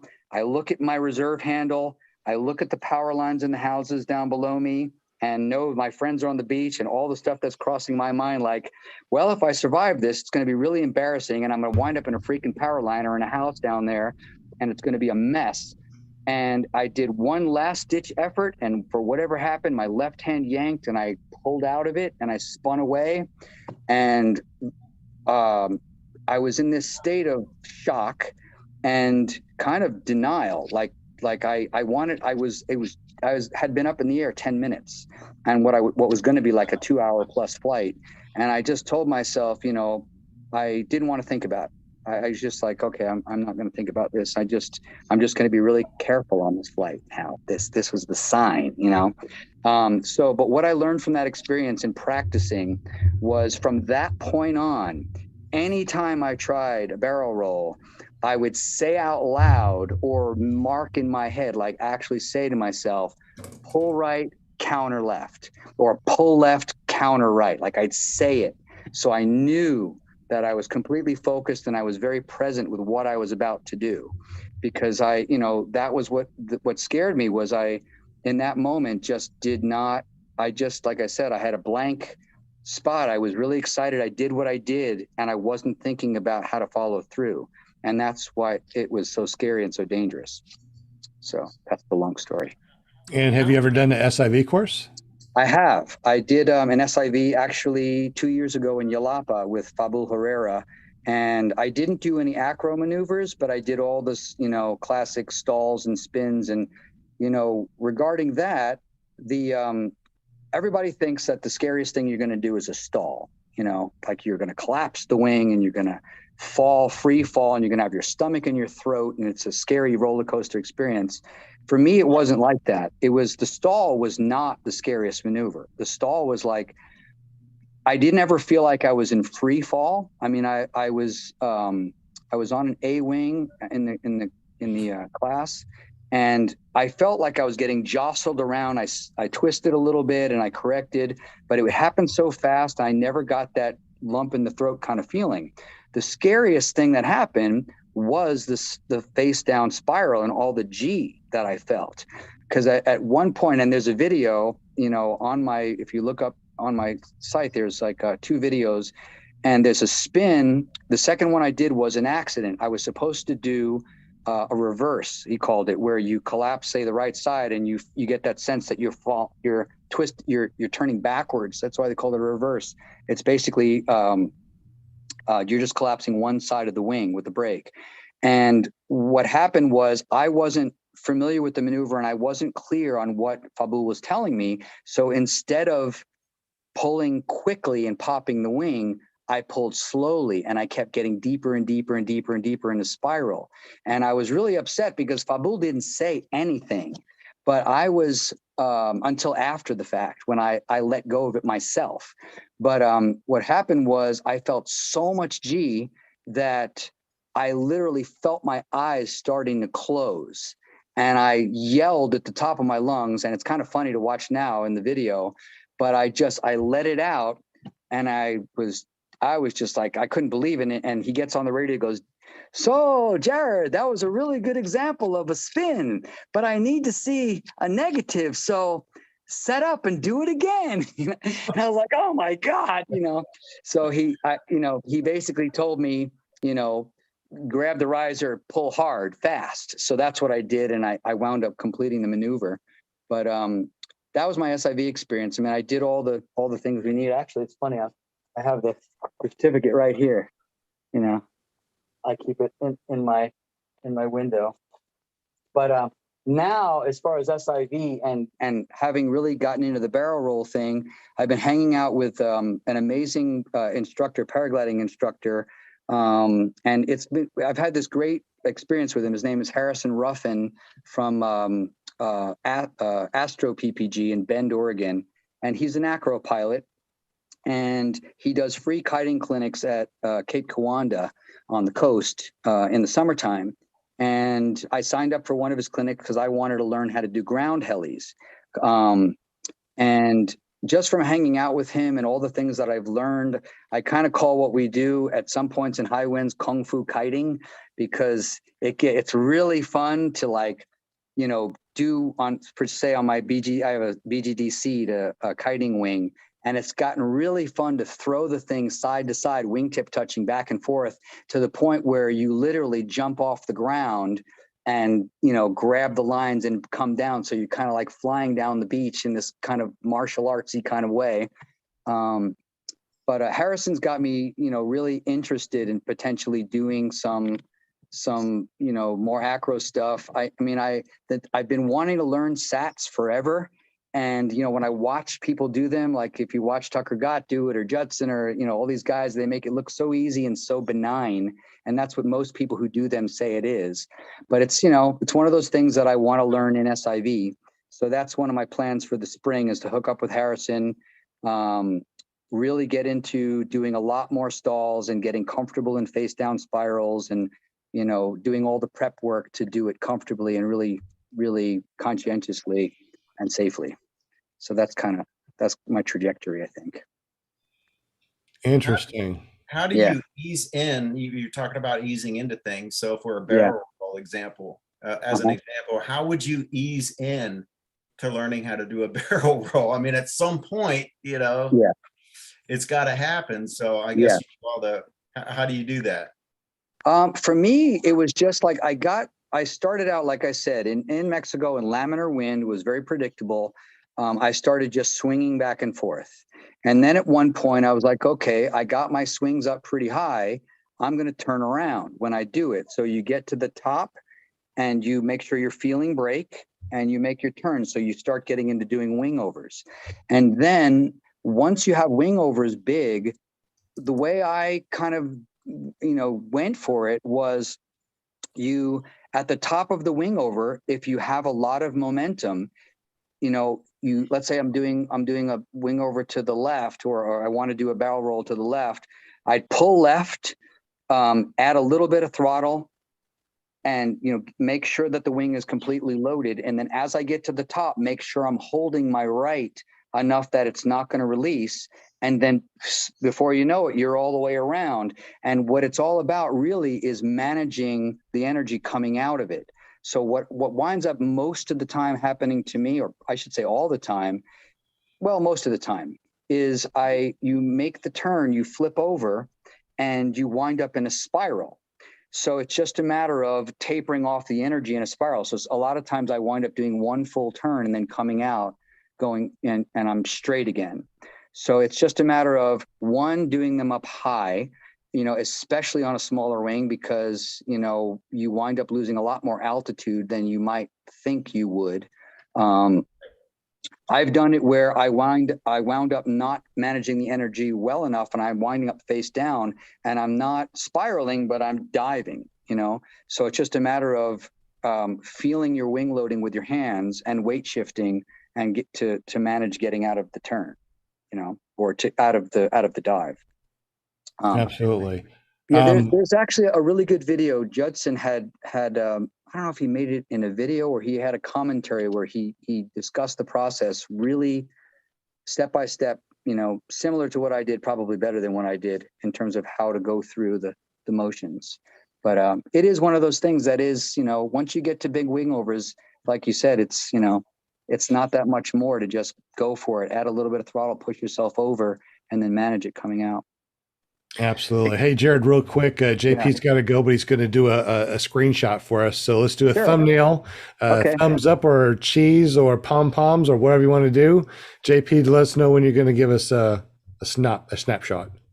Ready? 1, 2, 3, cheese. Excellent. Good deal. That looked really good. Usually everybody's like Yay. moving. You guys did good on that. Everybody stayed. Either that or my screen froze. Your right at the screen perfect froze time. perfectly at the right time. Yeah. So, All right, Thanks, JP. JP. Yeah, thank you, Yeah, JP, for hanging out with us. Appreciate you, buddy. Love you, man. oh, always a pleasure. I will catch you guys on the next one. Right on, man. Sounds good, bud. Thanks, JP. Heck yeah, man. Peace out. Yeah. All right. So anybody else need to go? I mean, my goodness, we're at it's 8:21 p.m. We've been talking for almost an hour and a half. Holy smokes. Wow. Cool. We've been rolling tonight. Anybody else got to go, or can we want to still chat for a little bit, or what? I got a few more minutes. I got a little bit more. It's 6:21 where I am, so it's not quite. It's getting around dinner time. Okay. Yeah, Okay. yeah. Jarrod, I just gotta say, man, I feel like I'm kind of right there where you were with the wing overs at this point, and I haven't fully done a barrel roll yet, committed to it. I've seen my shadow about the midpoint of the wing in the late afternoons, and there's sometimes when I pull that last wing over, I just kind of go around and do kind of a dive, and then come out of it, try to manage the energy. I feel like I'm so close to like getting to where I want to be. Yeah. Do you have any advice for me? I would say just know that, you see a lot of pictures of barrel rolls, and with an Insta360, when I fly, it's so easy to kind of realize that you could manipulate it to make it look like you're really upside down, relative to the horizon. But the fact is, actually my friend Kevin mentioned a lot of times barrel rolls, you're not necessarily upside down, like feet to the sky. You're just going all the way around and you're at an angle. So what's going to happen is as you start to learn, that's what it's going to be. You're pretty much just looping around. And then over time, I think the funnest and safest times I'm doing barrel rolls are when there's a lot of wind and I'm either going upwind and my wing is completely loaded and I have enough, if you give yourself enough momentum to swing and get around upwind, or if you're flying very fast downwind and you're up high, doing a barrel roll is actually really easy because you just pull and you have so much momentum and your wing is so loaded, you just wind up going around with hardly any effort. At least that's my experience. But the key thing I would say is just make sure that you're always feeling the wing. Because the main thing that can happen, and I have wing tip deflations all the time doing it. And I, with my 18 particularly, I feel most safe because I know that wing's even more loaded than my 20 when I do it. But if you feel a little deflation, it's not that big of a deal. A lot of times it'll pop right back open. But it's really all about making sure you're feeling your, particularly the outer tip. So if you're pulling right to go, make sure you've got some pressure in the left. You know what I mean? And vice versa. And just How heavy and also are you loaded on your wing? Say again. How heavy are you loaded on your wing? I'm pretty much on the 18. It's funny because the 18 is rated the same weight rating as the 20, and I'm about in the middle of the range, I think, on the Luna. I haven't done barrel rolls on my Roadster 24. I just feel like it's almost too much energy for me to manage. I'm sure it can be done, but I have had a frontal doing wing overs on the Roadster, so I kind of got freaked out by that. Yeah, that's kind of it's kind of a stupid story in terms of newbie mentality, I could tell. The one time I had that catastrophic, scary frontal was, asymmetric frontal. I'll tell this story, and it's not really PC, but it's kind of ridiculous. It's ultimately me being the worst stupid you can be in terms of not thinking ahead. But for my first 2 years, I didn't fly with a reserve. I just never thought that I would need one at the time. Like I said, I was a master of zero pendulum. So I was like, oh, I'm not going to be in any condition where I'm going to need a reserve. I'm not doing anything scary. So didn't think about it. And then my buddy Ryan, who I helped get started, he wound up training with the same guy I did. He had been a hang glider. So he always just felt more comfortable flying with a reserve. The issue for me with Ryan was Ryan is 15 pounds heavier than me. We had the exact same mini plane, exact same roadster, right? What wound up happening was I got tired of following Ryan all the time. He was always 5 miles an hour faster than me on the same gear because he's heavier. So, and he's flying with a reserve. So, so I was like, I'm going to buy myself a reserve. I buy the reserve, took it out of the package, didn't even think about how to hook it up. What I did was when we got out to the field, I threw the damn thing under my seat as a weight. I didn't even think I was going to need it. And it was that very flight. We flew into the late morning in the Lorraine Valley, and we were on our way back from like a 2-hour flight to Fern Ridge Reservoir. It was an epic flight. And I'm up high, and I'm flying over a friend's house, and he's down below. And there's a cannabis farm right next door, right? So we're like checking out all the weed, everything's, it was just this fun flight. And I decide I'm going to bank a turn flying over my friend Tim's house. So I bank a turn, I smack right into thermal air, and I get this frontal. And I was on my tips, actually. I was in reflex mode. I was on my tips instead of on my brakes. So I make this right turn, and I get a full-on asymmetric frontal. I swear I dropped at least 150 feet. I'm screaming into the mic, to Ryan, oh, I got a frontal, I got a collapse, So he's like, are you all right? Are you all right? And I'm falling. Next thing I know, it pops out. I did the right thing. I leaned in the direction of the side of the wing that was flying, and it popped out, and I flew out. I flew away like 50 feet over the tree line. And the lesson in that was, if you're carrying a freaking reserve, put it on, and the other thing is, the other thing was, hang on a second. The other thing was, at the time, was don't bank any huge turns, without using my brakes and feeling pressure in thermal air, so that was the lesson learned. So ever since then, and that was a year into flying, I'm flying, almost over 6 years now. I haven't flown without a reserve since.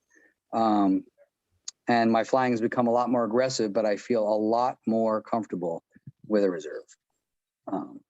So why did I get into telling you that story? I don't even know.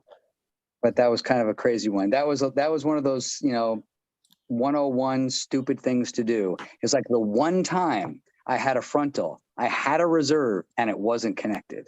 It's just stupid. Well, I was curious because I'm on a Spider 26 meter, and after I added the retractor track wheels and put on a few pounds, I'm basically 100% loaded on my wing. I was 101% loaded when I added the retractor track. I was scared to fly it. After talking to some people, I flew it, and I'm flying it, and I love it. It's very dynamic. But and that wing feels like it wants to come around. It's a big wing. Yeah. But anyway, with the tricon or without the tricon? Like if you wanted to try, when you're doing big wing overs, are you wearing the trike or no? Yeah, okay. I am. Yeah, so Yeah. it's the retractor trike. It only weighs 21 pounds.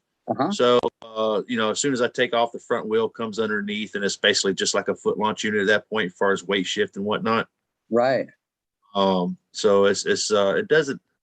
I can't tell that it has a significant impact on the dynamics of how it flies, basically, from foot launching. But it was just enough additional weight that I had to change my hang point. Yeah. Well, I would say if you're going to try, like I said, with a barrel roll, it's like, make sure you have altitude, feel your brakes, and, you know, don't be so concerned about going full on upside down at first. If you go all the way around, that technically that's a roll. And gradually you'll get more and more comfortable, you know, going all the way around more vertical. But yeah, it's, you know, like I tell people who ask me about the same thing, it's like baby steps, like, you know, do it when you're present of mind and you know what you're doing, and you know, the conditions are good, you know. That's what I would tell anybody regarding flying about anything. It's like, you really have to be present. And if you're going to take risks, take calculated risks, you know what you're going to do. Like, I see a lot of people recklessly flying or talking about flying so recklessly. And honestly, as an instructor at this point, I can't help but criticize, you know, like, come on, you know, we get into arguments about being an ambassador for the sport, or, you know, just the reputation of people flying. It's about, to me, just about being conscientious with other people and yourself and what you're doing. Because all these things, it's like you see people doing mind-blowing tricks and all this incredible flying and diving and skimming and, you know, wingtip touching on the ground and all that. And it's not, if you're doing it intentionally and you have developed the skills over time, in my opinion, then hey man, more power to you. It's really fun to watch. You know, there's certain things I have no desire to do at this point, but that, as I said, and I joked earlier, that could change over time. You know, the more confident you become and the more skills you legitimately achieve, I think it just kind of, it's part of the process. You know where I am on wing overs. I mean, I can do what I consider, you know, decent wing overs. You know, I'll start small, oscillations back and forth, and I get it going really good. But you know, I get to one of them and I'm like, man, I know what's coming. I got a lot of freaking energy. And if I start coming back, you know, so how would it be better at that point to come back and then just kind of go into a turn to dissipate the energy, or use, you know, counter it with a little break? Or so you're saying, like, if you're at the top of a wing over, you're at the top of a wing over, but you've been, you know, they've been progressively getting bigger and bigger, and then it's that one where, okay, I'm not comfortable anymore because I know that I've got all this energy coming back. Well, that is the point. That's where it's like, okay, if you've got a lot of energy and you're about to swing up, and I mean, and you could go over, that's the point where you just commit, like, I'm holding it. And, you know, you can add a little bit of throttle to actually increase the push in your loading. But the main thing at that point is, like with wing overs, you always have to watch that outer brake, because that's what'll get you. That's where the collapse will happen when it goes weak. So if you're pulling hard and you've got a lot of pressure on your right, say going right, make sure your left hand is still feeling pressure. There are times when I do barrel rolls on the smaller wing where honestly it almost feels like I have equal pressure in both as I'm going over. You know, it's like it just becomes second nature to feel that tension, you know, so it's equal or it's even. So as you go over, it's like pull, more pressure, release. You know, you just go around, but you just want to make sure you're holding the wing, you know, so it doesn't have the chance to release. At least that's my experience. And here's something else too, Will. Try this before you start doing wing overs. Do yourself a 360, right? So, you know, do yourself a 360, but as you're doing your 360, pull both of your brakes in at the same time, and you'll feel yourself doing a 360 spiral a lot quicker. And that's the way to do it when you're doing that 360 is you pull both the brakes.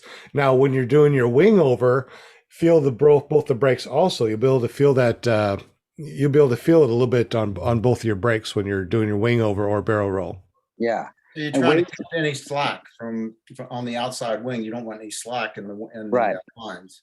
Right. Weight shift is also really important. That's, you know, from free flying recently, that's one of the things that I'm really having to relearn. Because at this point, I honestly don't feel as comfortable doing wing overs without the motor as I do with the motor. Because with the motor, you have the crutch of being able to throttle up and add a little bit of loading to your wing. Whereas without the motor, so much is about timing. You know, they say that small wing overs and large wing overs are not the problem in terms of the danger. It's the medium wing overs where you don't have enough pressure or enough momentum to complete the maneuver. So, you know, what I was told is if you want to learn wing overs without the motor, you should learn to swing and do them without using your brakes. Just really work on your weight shift and get the timing drilled into your physical body so it's second nature where you're weight shifting naturally. And I think it goes the same with the motor wing overs. It's like when you lean in and you know to get your momentum going, it definitely helps, you know, everything just kind of feels more natural. I think at least that's how I see it. So weight shift definitely plays a role. That helps. Yeah, thank you. Yeah. Like I said, you're always learning, right? Like you know, it's funny because as I'm teaching more, I'm also having to rethink how to communicate these things because I fly way more than I teach, and so many things just become second nature, and then you have to kind of recalculate how to express those things, you know, to transmit the energy or I should say, make it understandable to somebody else. Exactly. That's like trying to explain how to walk correctly. It's like, I've been walking forever now. Yeah. Let me try to figure out how to tell you how to walk. Right. It's kind of difficult. Yeah. Yeah. But it's great. I feel like teaching is making me a better pilot as well, because it's making me really have to think through and articulate every single movement and motion, you know, and it just makes me that much more conscientious when I fly. So it's good. So now three things. One is, teacher learns the lesson the best, right? And two is you're doing an awesome job, you know, articulating, explaining it. So that's awesome. Cool. And then I guess number three is I need to take the reserve out of my car and put it on my paramotor. Yeah. That's a good idea, especially if you're going to be practicing wing overs. Are you serious, Will? Or are you just joking? I'm dead serious. Wow. When I first got it, that's where I put it, and that's where it is today. Yeah. My goodness. Yeah. Real quick. How many people here on the panel, the 6 people here, how many people fly with the reserve? How many people have a reserve and don't use it? Raise her hand. How about in the chat? You guys that are still in the chat, I definitely appreciate you still hanging out with us. Do you fly with the reserve, or do you have a reserve and just use it as a weight, or are you still flying without a reserve? Let us know in the chat, because that's pretty interesting. We got 18 likes, 21 viewers. We appreciate any thumbs up, or if you don't like it, thumbs down. It's all good metrics. I don't really care. So there you go. I was mad yet. at Aviator. They didn't let us have reserves during training, but we were students. They explained it to us, and it makes sense. But when I left training with 26 flights in my own gear, I had a reserve on from that flight on. Yeah. But I need to get a reserve. I'm thinking that I need to get a new harness to go with the reserve, because I've got this Kanguk reserve, and I'm going to have to string it all through, and it's not the most comfortable harness. So I was thinking of getting one from Scout and and then they'll install the reserve right there at the factory and do all that. So, but it still takes time to get it all.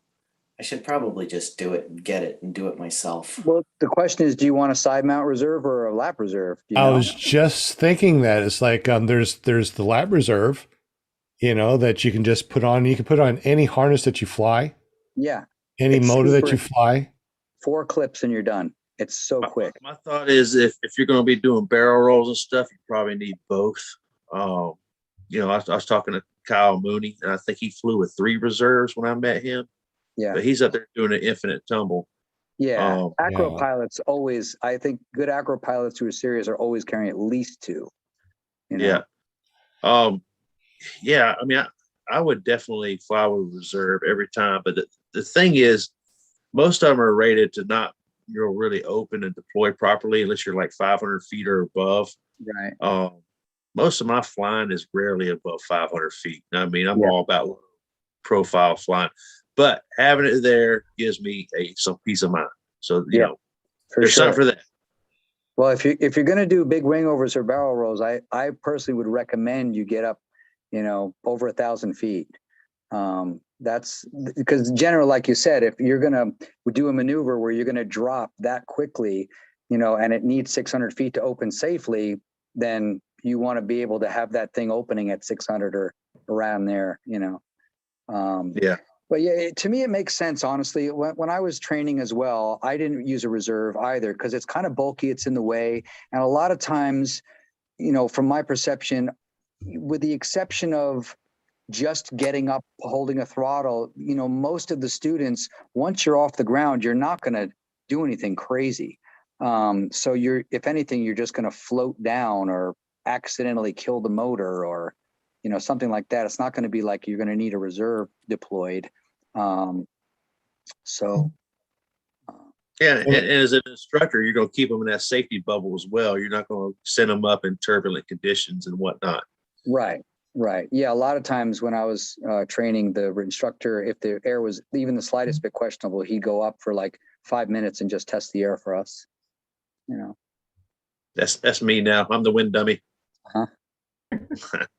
It's a good job to have. Yep. Bill H says one and he flies with one. Deweese Mills said I don't have a reserve yet. The Van Lander said ordered one, think will be here in 2023. Mark H, that's the PPG trike jockey, says you got a reserve. PPG Lear says fly with a reserve every flight. Gary Collins, fly with a reserve. And Bill H said lap reserve. Yeah. And also too, you know, you have the round reserve and you got steerable. So who has round and who has steerable? I think mine's a round reserve. It's not a steerable reserve.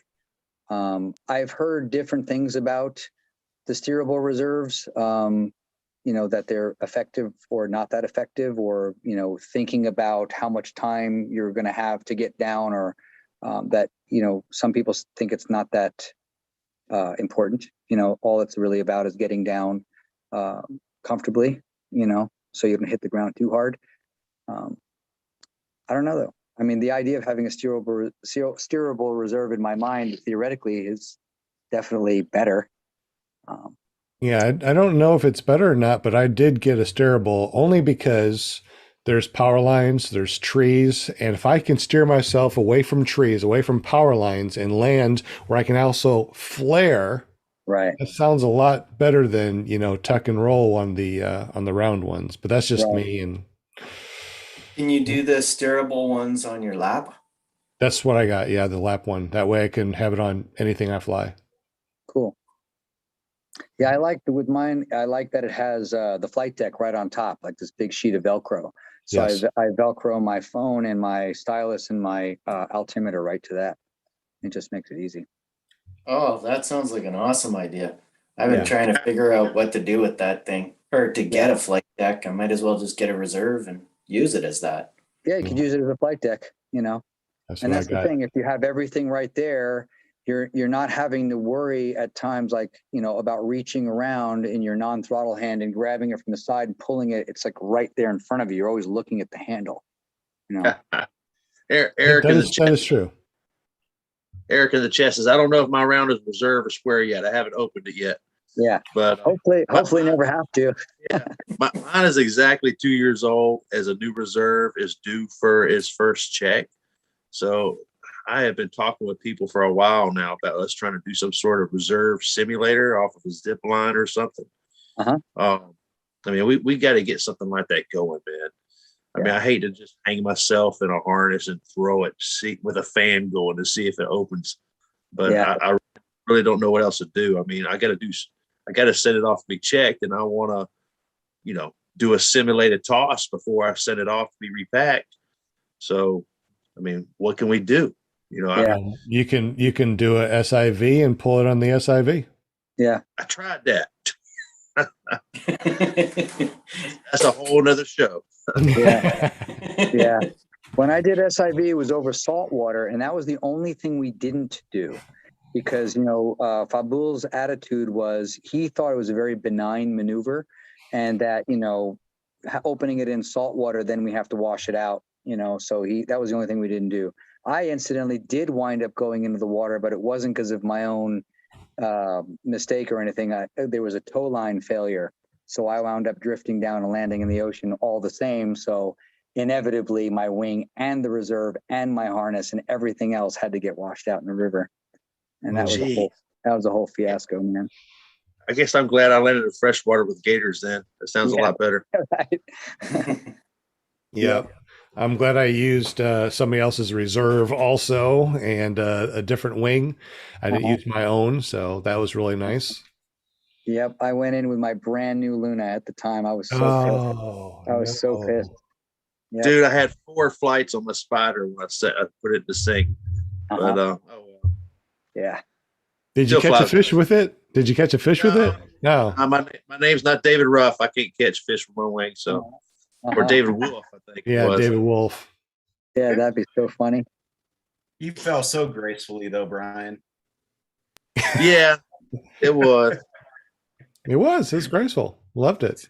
It's I mean, you got a couple of things in your backpack that are making you famous. I mean, you just do some amazing things that keep you famous. I mean, every year I'm scared. What's going to happen next year? No, there's nothing else going to happen. I'm not knocking on wood. No, man, I'm going to put out a video soon. I got a couple of videos I'm going to put out. One of them's about my experience getting into training with people to fly. And another one's about, being an expert at the hay bale slalom and how to do it properly and how not to do it. Because after I broke my leg on that hay bale, that was actually the first time I did the hay bale slalom ever when I broke my leg. And man, I've done it like 30 times since. I've got some good video of me getting down there low. And yeah, there's a video coming soon when I can find some time to process. That's always an issue. Mm-hmm. But I got lots of good video to put together. I just got to put it together. Yep, I say that all the time. Time, man. Although I have to say, it's like if I didn't travel in the winter to a tropical place, that's all I'd have to do. Because in Eugene, it's like it's constantly raining in Oregon. So I'm not flying. I sometimes wonder, honestly, on the note of like all the controversy that we see in the paramotor groups and all the drama. I always kind of joke. It's like, man, you guys got to put the freaking computer away and just get on a plane and go somewhere where it's flyable, because people have way too much time on their hands, arguing about menial crap, Yeah, I don't even look at that stuff. I don't even have time for that. And I go out and fly. I'm doing something. I'm designing. I'm talking with paramotor buddies or flying with paramotor buddies. And I don't care about paramotor drama. I don't want to deal with that. That's ridiculous. I don't understand it. I don't either. It's like, go out and fly. What's going on here? Just go fly. Yeah, or make videos, like I was saying. Like, I know, right? jump on here and do a podcast, or just jump on and get together and talk with friends and have a good time, man. That's what this stuff is all about, is to go out and have fun, meet new friends, and just love the sport and, talk to share with others, man. Yeah, share with others. Absolutely. Yeah. I helped some people kite some wings that had never kited a wing before, and 2 of them already signed up for a class. I mean, nice. There's going to fly-ins, making videos is kind of secondary to me. To me, is hanging out with the people and flying. Like today, I went flying with Dad, and stuff like that. If I'm not putting out videos, it's because I'm out living life. And exactly. That's where it's at. I try to make time on Mondays and whatnot to be on this show. But when I'm not here, it's because I'm out flying and living my dreams. Yep. So live it up, man. Forget about the haters and do what you can and be a good steward of the sport. And man, the sport's really been a blessing back to me. with that attitude, you know. Absolutely. I totally agree with you. I feel the same way. It's like this has totally changed my life, the direction of my life and how I feel about life. So paramotors is everything I want to do. I don't want to do anything else. I just want to do paramotors the rest of my life, you know. Yeah. Love it. Yep. For me, it's one of those things. There's like a handful of things that keep me in the present. And Yes. especially with all the chaos in the world that we're all dealing with on multiple levels. For me, I had this experience once where I was out in a field at like 6 o'clock in the morning, a light fog on the field, waiting for things to clear, dew on the grass, beautiful mountains. All I could hear is birds chirping. And, you know, when we first learn to start a paramotor, you're supposed to yell, "Clear prop," you know. And for me, there was nobody else around. I got in the habit of saying that anyway. And for me, it was like, started up the paramotor and it should have been clear mind, because the minute that prop started spinning, there was nothing else except me and the prop and the gorgeous surroundings. And then you get up in the air, right means you go right, left means you go right. The surroundings are absolutely gorgeous. And all you have is that present moment. There's nothing else to think about. You know, it's just the experience you're in right then. And that's, for me, that's where I want to live. You know? Exactly. I try, and everything I do to try to stay present, because it's too easy to get it trapped in your mind, you know, all the things that have happened or could potentially happen that are bad. So always marking things to look forward to, and flying is definitely every experience. It's what's they saying, like, we can all say that every flight we ever have is the best flight we've ever had, you know, because it's, you know, there's always something in every flight that is just a completely magic moment. You can fly the same terrain again and again and again, and there's always something that you experience that is just mind-blowing, you know, at some course within that time. Exactly. And also, to anybody that's watching this or listening to this, the next time you go and start your motor, say ClearPropTV. TV. Yeah. Yeah. Cool. There you go. That's right. You know, TV. my first engine out was an accident. It was like flight 170 or something. I was too scared to hit that kill switch before then. And so since then, I've hit the kill switch several times from like 500,000 feet, done dead stick landings, recranks, that kind of thing. You know what I say when I recrank my engine? I'm in the air all by myself. What's that? ClearPropTV? Clear prop. Yeah. It's just a habit, man. It's like, Yeah. you know, nobody's around, but you say it because, you know, you're about to crank the engine. That's what Yeah. you're supposed to say. Yep. Yeah. I was It just puts you in that mental frame of mind too. Yeah. Right. Yeah. Clearing your mind, clearing the prop, making sure it's safe. You know, I always used to joke that, you know, when I first started seeing paramotors, I was like, man, you're wearing a Cuisinart on your back. You know, it's making contact with that prop. That's the end, you know? Yeah. So it wasn't until, you know, I don't know, a couple months in that I really fathomed the idea that, you know, with the exception of a video I saw recently of a guy, you know, getting his hand in the prop, you know, behind him. Did you guys see that video? I think I lost a finger, but my point is that I never thought that was the case, that once you're wearing the motor on your body, you're not going to ever make contact with the prop. So it just felt that much safer at that point. Yeah, I think I saw the video that you're talking about where he lost a finger. Yeah. Somehow he reached around or might've gotten a line caught in his prop or something. But I never thought that was possible, that you could actually reach behind the cage in the position where you're wearing the motor. Did you see the Vanlander's question, Sean? That would be something you could. What's the question? It's regarding the lap mount versus the side mount. The throw angle has no benefit of either lap or side mount. Oh, in other words, is there a benefit or not to one or the other? Oh, as far as, so the way I clip, okay, so I have my main glider into one set of carabiners on my paramotor. Okay.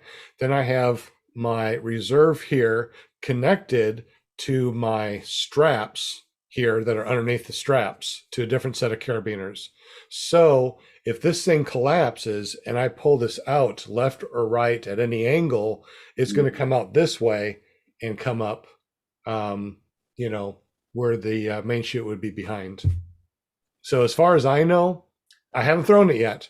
As far as I know, no matter where I am, I can throw with my left or right because the carabiners are on my straps here and not using the straps or the carabiners that my main glider is on. I think that I should be all right.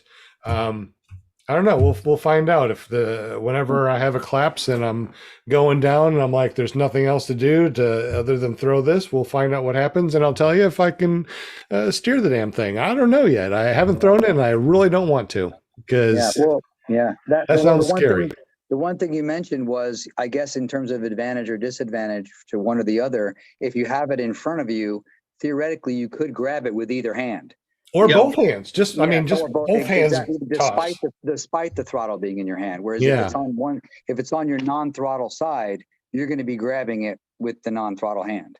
Right. You know, you're not going to be reaching across and throwing it that way. And what are all look at all the different things that could happen. What happens if your prop shreds or something, right? And I don't know, somehow your hand gets zapped or something, or your throttle gets sucked into the back, right? So now your throttle hand gets sucked back. I mean, how are you going to get to your reserve if it's on the other side? I mean, I don't know. Like I said, there's just so many different reasons that I chose to get one of the lap ones, is because what happens if, my hand gets numb? What happens if my hand gets caught up in a line? I mean, if I'm doing acro or something and the lines go slack, what happens if they get wrapped around a hand? Yeah, I don't think any of this stuff is going to happen, but I'm thinking to myself, what's the best way to go? And I thought a steerable one that's on my lap would be the safest one. I do want to get one that's on the side eventually.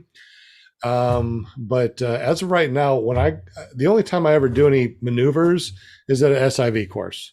I don't do maneuvers when I'm out, flying around. When I fly, it's like, I want to go on a cross country. I want to go from here to there. I want to check out this new place. I want to come around and look at this, maybe some small wing overs or something. But, after going through the SIV courses and having brand new wings, all right, and then doing acro on them, in 1 year, I stretched out my lines so bad that I had to replace the lines. Yeah. And if you do heavy acro, and you have a brand new wing and you spit out $25 or $35, $100 on a brand new wing, and now you got to spend another $100 or $700 to replace the lines every year. I mean, that gets really expensive. So after my first two wings, my third wing, it's like, I'm not doing any acro on this booger. I'm just going to go up. I'm going to fly. I'm going to have a good time. And that thing will last me for 2 years without having to worry about my lines being stretched. Yeah. Dude, that's all. For $700. Totally. Yeah, sorry. Now go ahead, Jarrod. Well, I was just thinking about the steerable reserve thing again, in terms of, like, theoretically, if you throw a reserve and you depower your main wing, what you're supposed to do is grab the wing and reel it in, and then you've got this giant bundle on your lap. No, not a lap. You just need a stall ball. Just need to pull it in and have it being a big stall ball. You don't need to pull it on your lap. As long as it's not, as long as it doesn't, inflate. So if you just pull it in and it's a big stall ball in front of you, that's really all you need. But I guess the question was then, if you're holding it like this, how are you going to steer your steerable? No, you just pull it all in. All of your lines can be on one hand. I see. And then now you're steering. All your lines are one hand. You got a big stall ball. Okay. Or you're able to pull it in, tuck it underneath, and then go back up, whatever it is, as long as it's not, floating around and doesn't deploy and cause drag you in one direction or another. Yeah. Right. Yeah, that makes sense. Well, then how are you going to light your cigarette? Yeah, right. with a Zippo, they're windproof. Yeah. Or more, that. It's a Zippo. Yeah. More importantly, he's got to take that selfie while he's plummeting to the earth.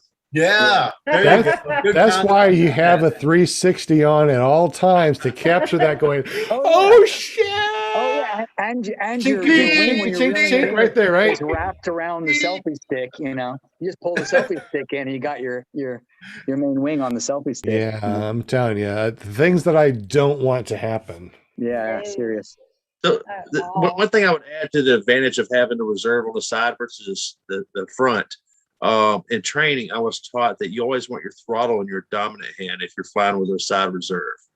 So if you're right-handed, you want a right-handed throttle. I'm sorry, if you're right-handed, you want a left-handed throttle. Yeah. So your right hand is open. Right. To throw your reserve. Right. Of course, I am totally backwards with that. I'm left-handed, and I fly with a left-handed throttle because that's what they all came as, and that's what I used to. But the idea is that if you get stuck down, on a spiral or something like that, and you have a hard time reaching across to one side, the chest center mount is always the way to go. Yeah. Because no matter where your throttle hand is, you can always get to it. So, yeah. So I think Sean's probably got the best bet. I mean, if you're going to be flying acro, doing these big things, you need two reserves, and one of them needs to be a chest mount.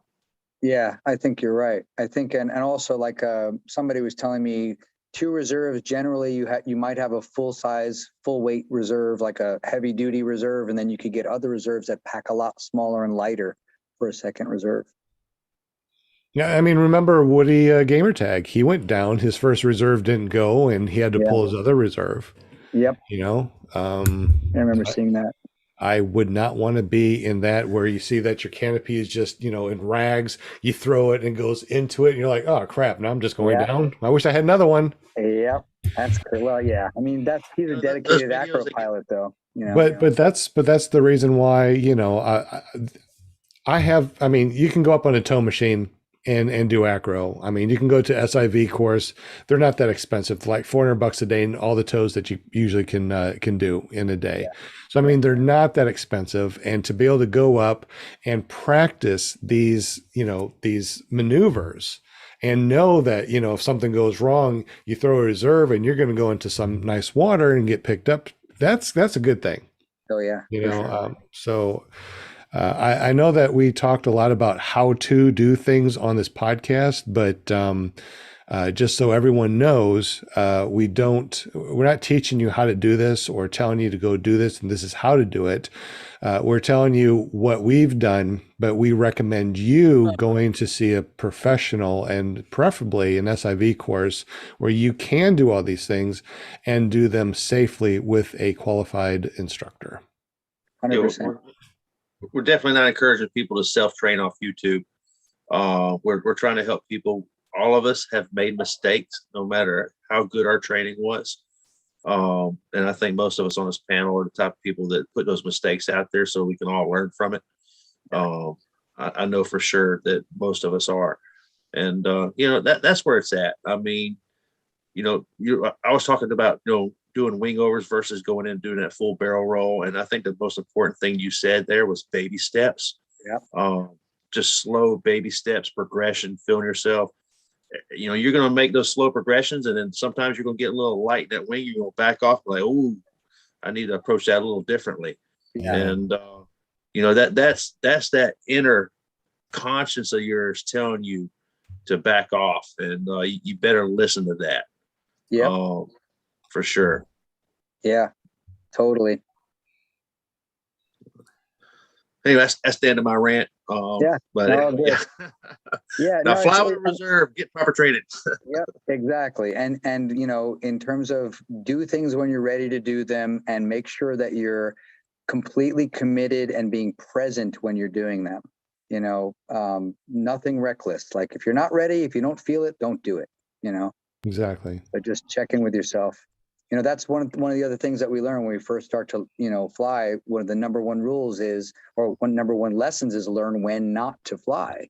And an intuitive sense is part of that. It's not just the weather. It's like, something's off today. I didn't sleep well enough. I'm then not in a great mood. My head's not in it. Even though the weather's great, maybe it's not the best thing for me to do today. you know. There's been many times I've gone out to the airport, unpacked everything, and I'm like, I don't know. I don't feel it. Or Yeah. I blow a couple launches and I'm like, Yeah. I'm okay. I'm going to go home and watch YouTube videos on flying a paramotor. I don't need to go out and fly right now. Something's wrong. Yeah. And I still don't know what. I still don't know what. There's been times that I've gone out there and I've blown 3 launches in a row and I'm like, what is going on? I know everything's right. I kited this wing. I prepped everything. Why is not, I don't know. Maybe it's this. Pack up. It doesn't bother me a bit. Go home. Yep. Anybody else do that? Oh yeah. Many times. Yeah. You know, what Joe used to teach us was if you blow 3 in a row, stop, take a break, take off a layer, go get a drink of water, relax, catch your breath. There's no rush, You should, when accidents happen, it's usually because for some reason you're super anxious, you're super charged, you don't do a pre-flight check, you exhaust yourself, you're not thinking straight, it's just it's so much more important to be completely present and ready to do what you are trying to do. Mm-hmm. 100% agree, man. I mean, I think most of us, if we were to go out to the field by ourselves, there's nobody else around, and we get that feeling, we'll probably cancel that flight. We probably won't go. Where it gets you in trouble is where you're with all your buddies and they're getting up in the air. They've got more experience than you do. Their bump tolerance is way higher than yours is. And you're not quite feeling it. And they go flying and you push yourself to get up there anyway. And I think that's where you can get in trouble. Yeah. You can have flights you're not happy with. Definitely be too bumpy for you. I've been in that situation a couple times, and I'm pretty good at not, I guess they call it peer pressure, or you want to call it, whether you put it on yourself or somebody else puts it on you, that's what it is. And I think they call it para pressure. Para pressure. That's the opposite of para waiting. It's para going, and it can get you in trouble, right? Yeah, for sure. Yeah, and I've said those very words too. I'm just not Brian. When we were flying at the nice grass strip in Central North Carolina, I just wasn't feeling it that day, and I decided not to fly. I had a good time watching everyone else fly, but I wasn't feeling it, so I didn't do it. But I was going somewhere with that, and I lost my train of thought. That ever happened to you? Oh, all the time. What was that? Oh, that's what it was. I was talking, this is probably a couple of months ago. There was a newer pilot, and we were flying as a group, not going anywhere. It was just a group of us tooling around. And the conditions were less than perfect. I mean, perfectly comfortable for me. I was okay flying in those conditions. But the pilot said, well, I gotta learn how to do it sometime. And I was thinking about that on the way home. And the fact of the matter is, no, you don't.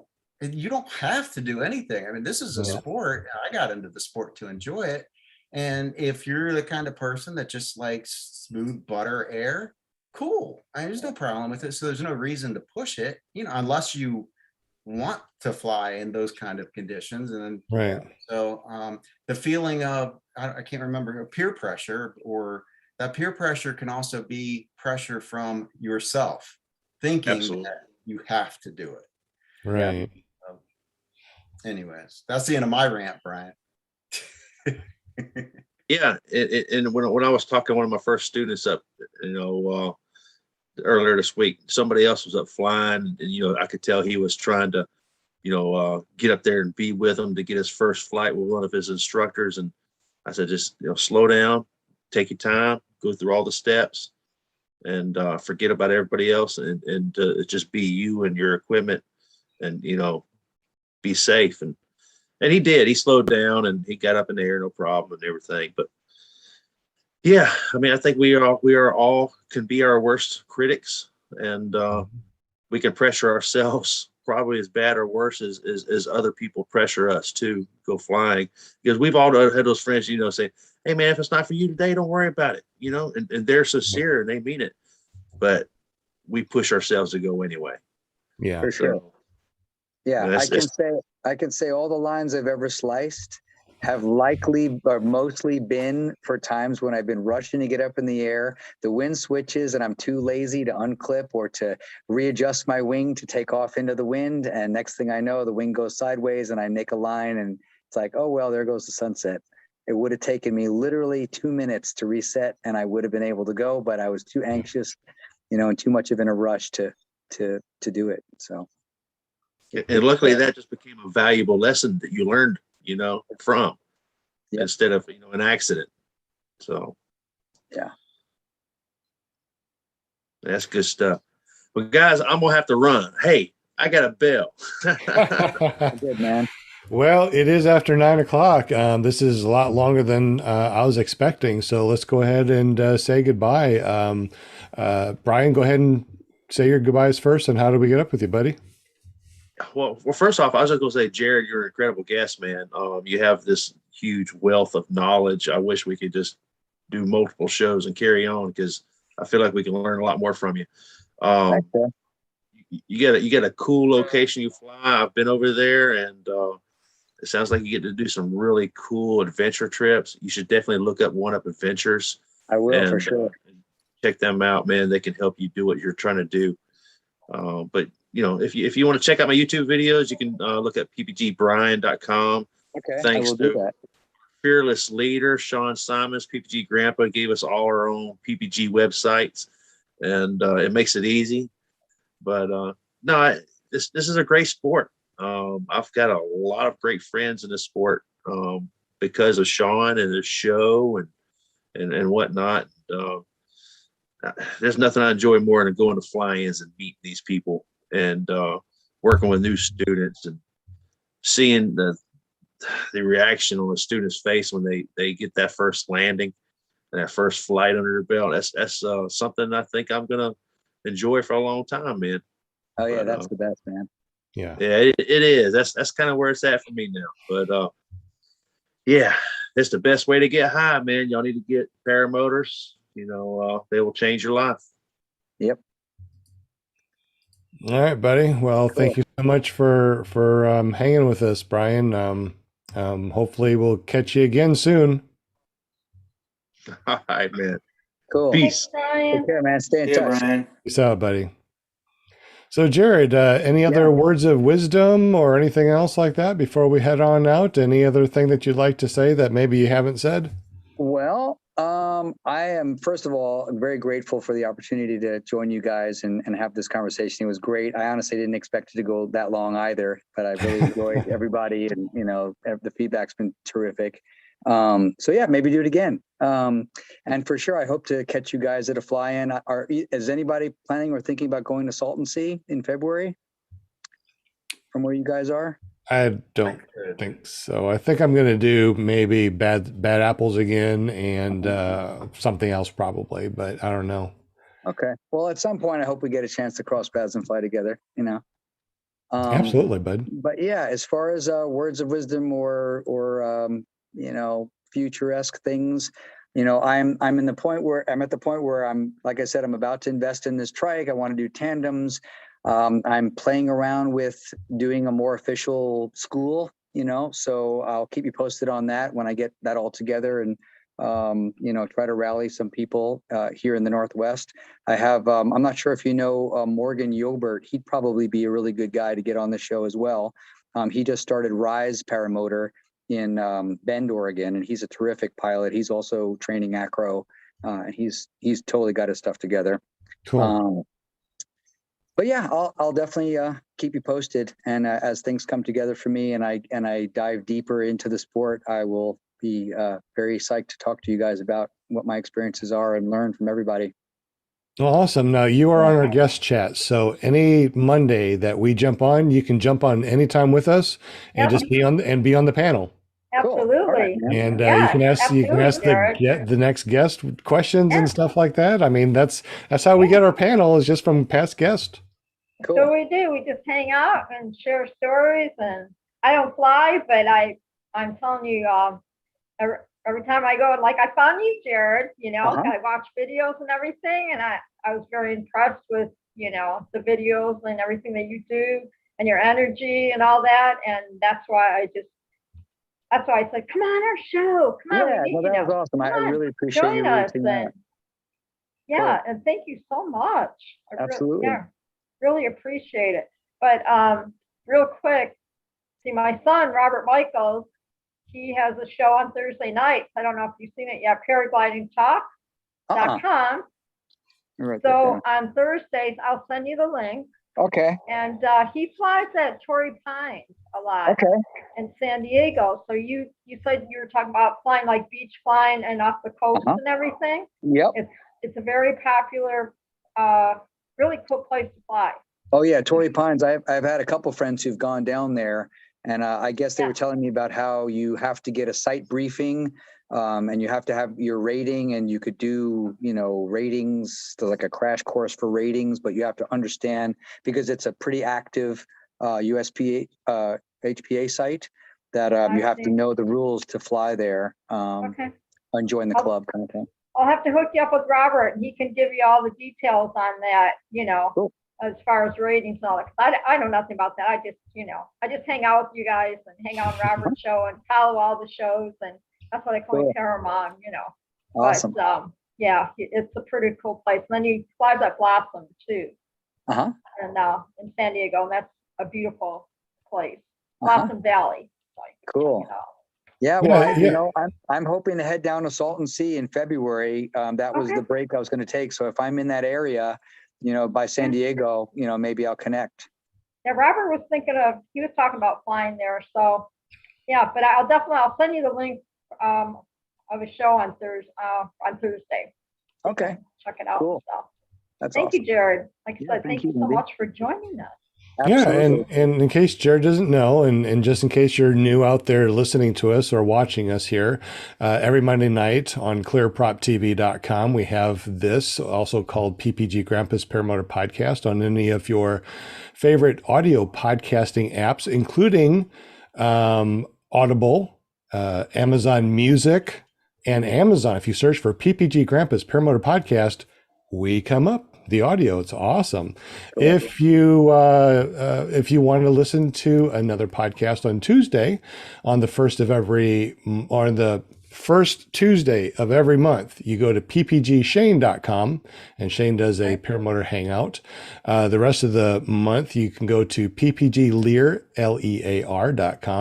on Tuesdays and listen to the paramotor hangout. We also on Wednesday have an all-female podcast from Flying Flamingo Jade, and you can find her at paramotorgirl.com on Wednesdays. And of course, on Thursdays, we got paraglidingtalk.com. That's right.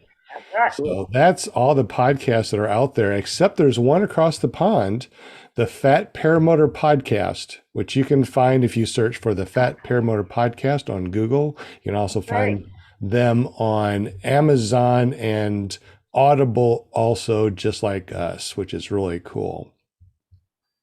All right. We also got Jim up in Canada that does all of our printing for us and hooks us up, that helped us make all those paramotor calendars. You can find us over at the paramotorcalendar.com. Order yours now.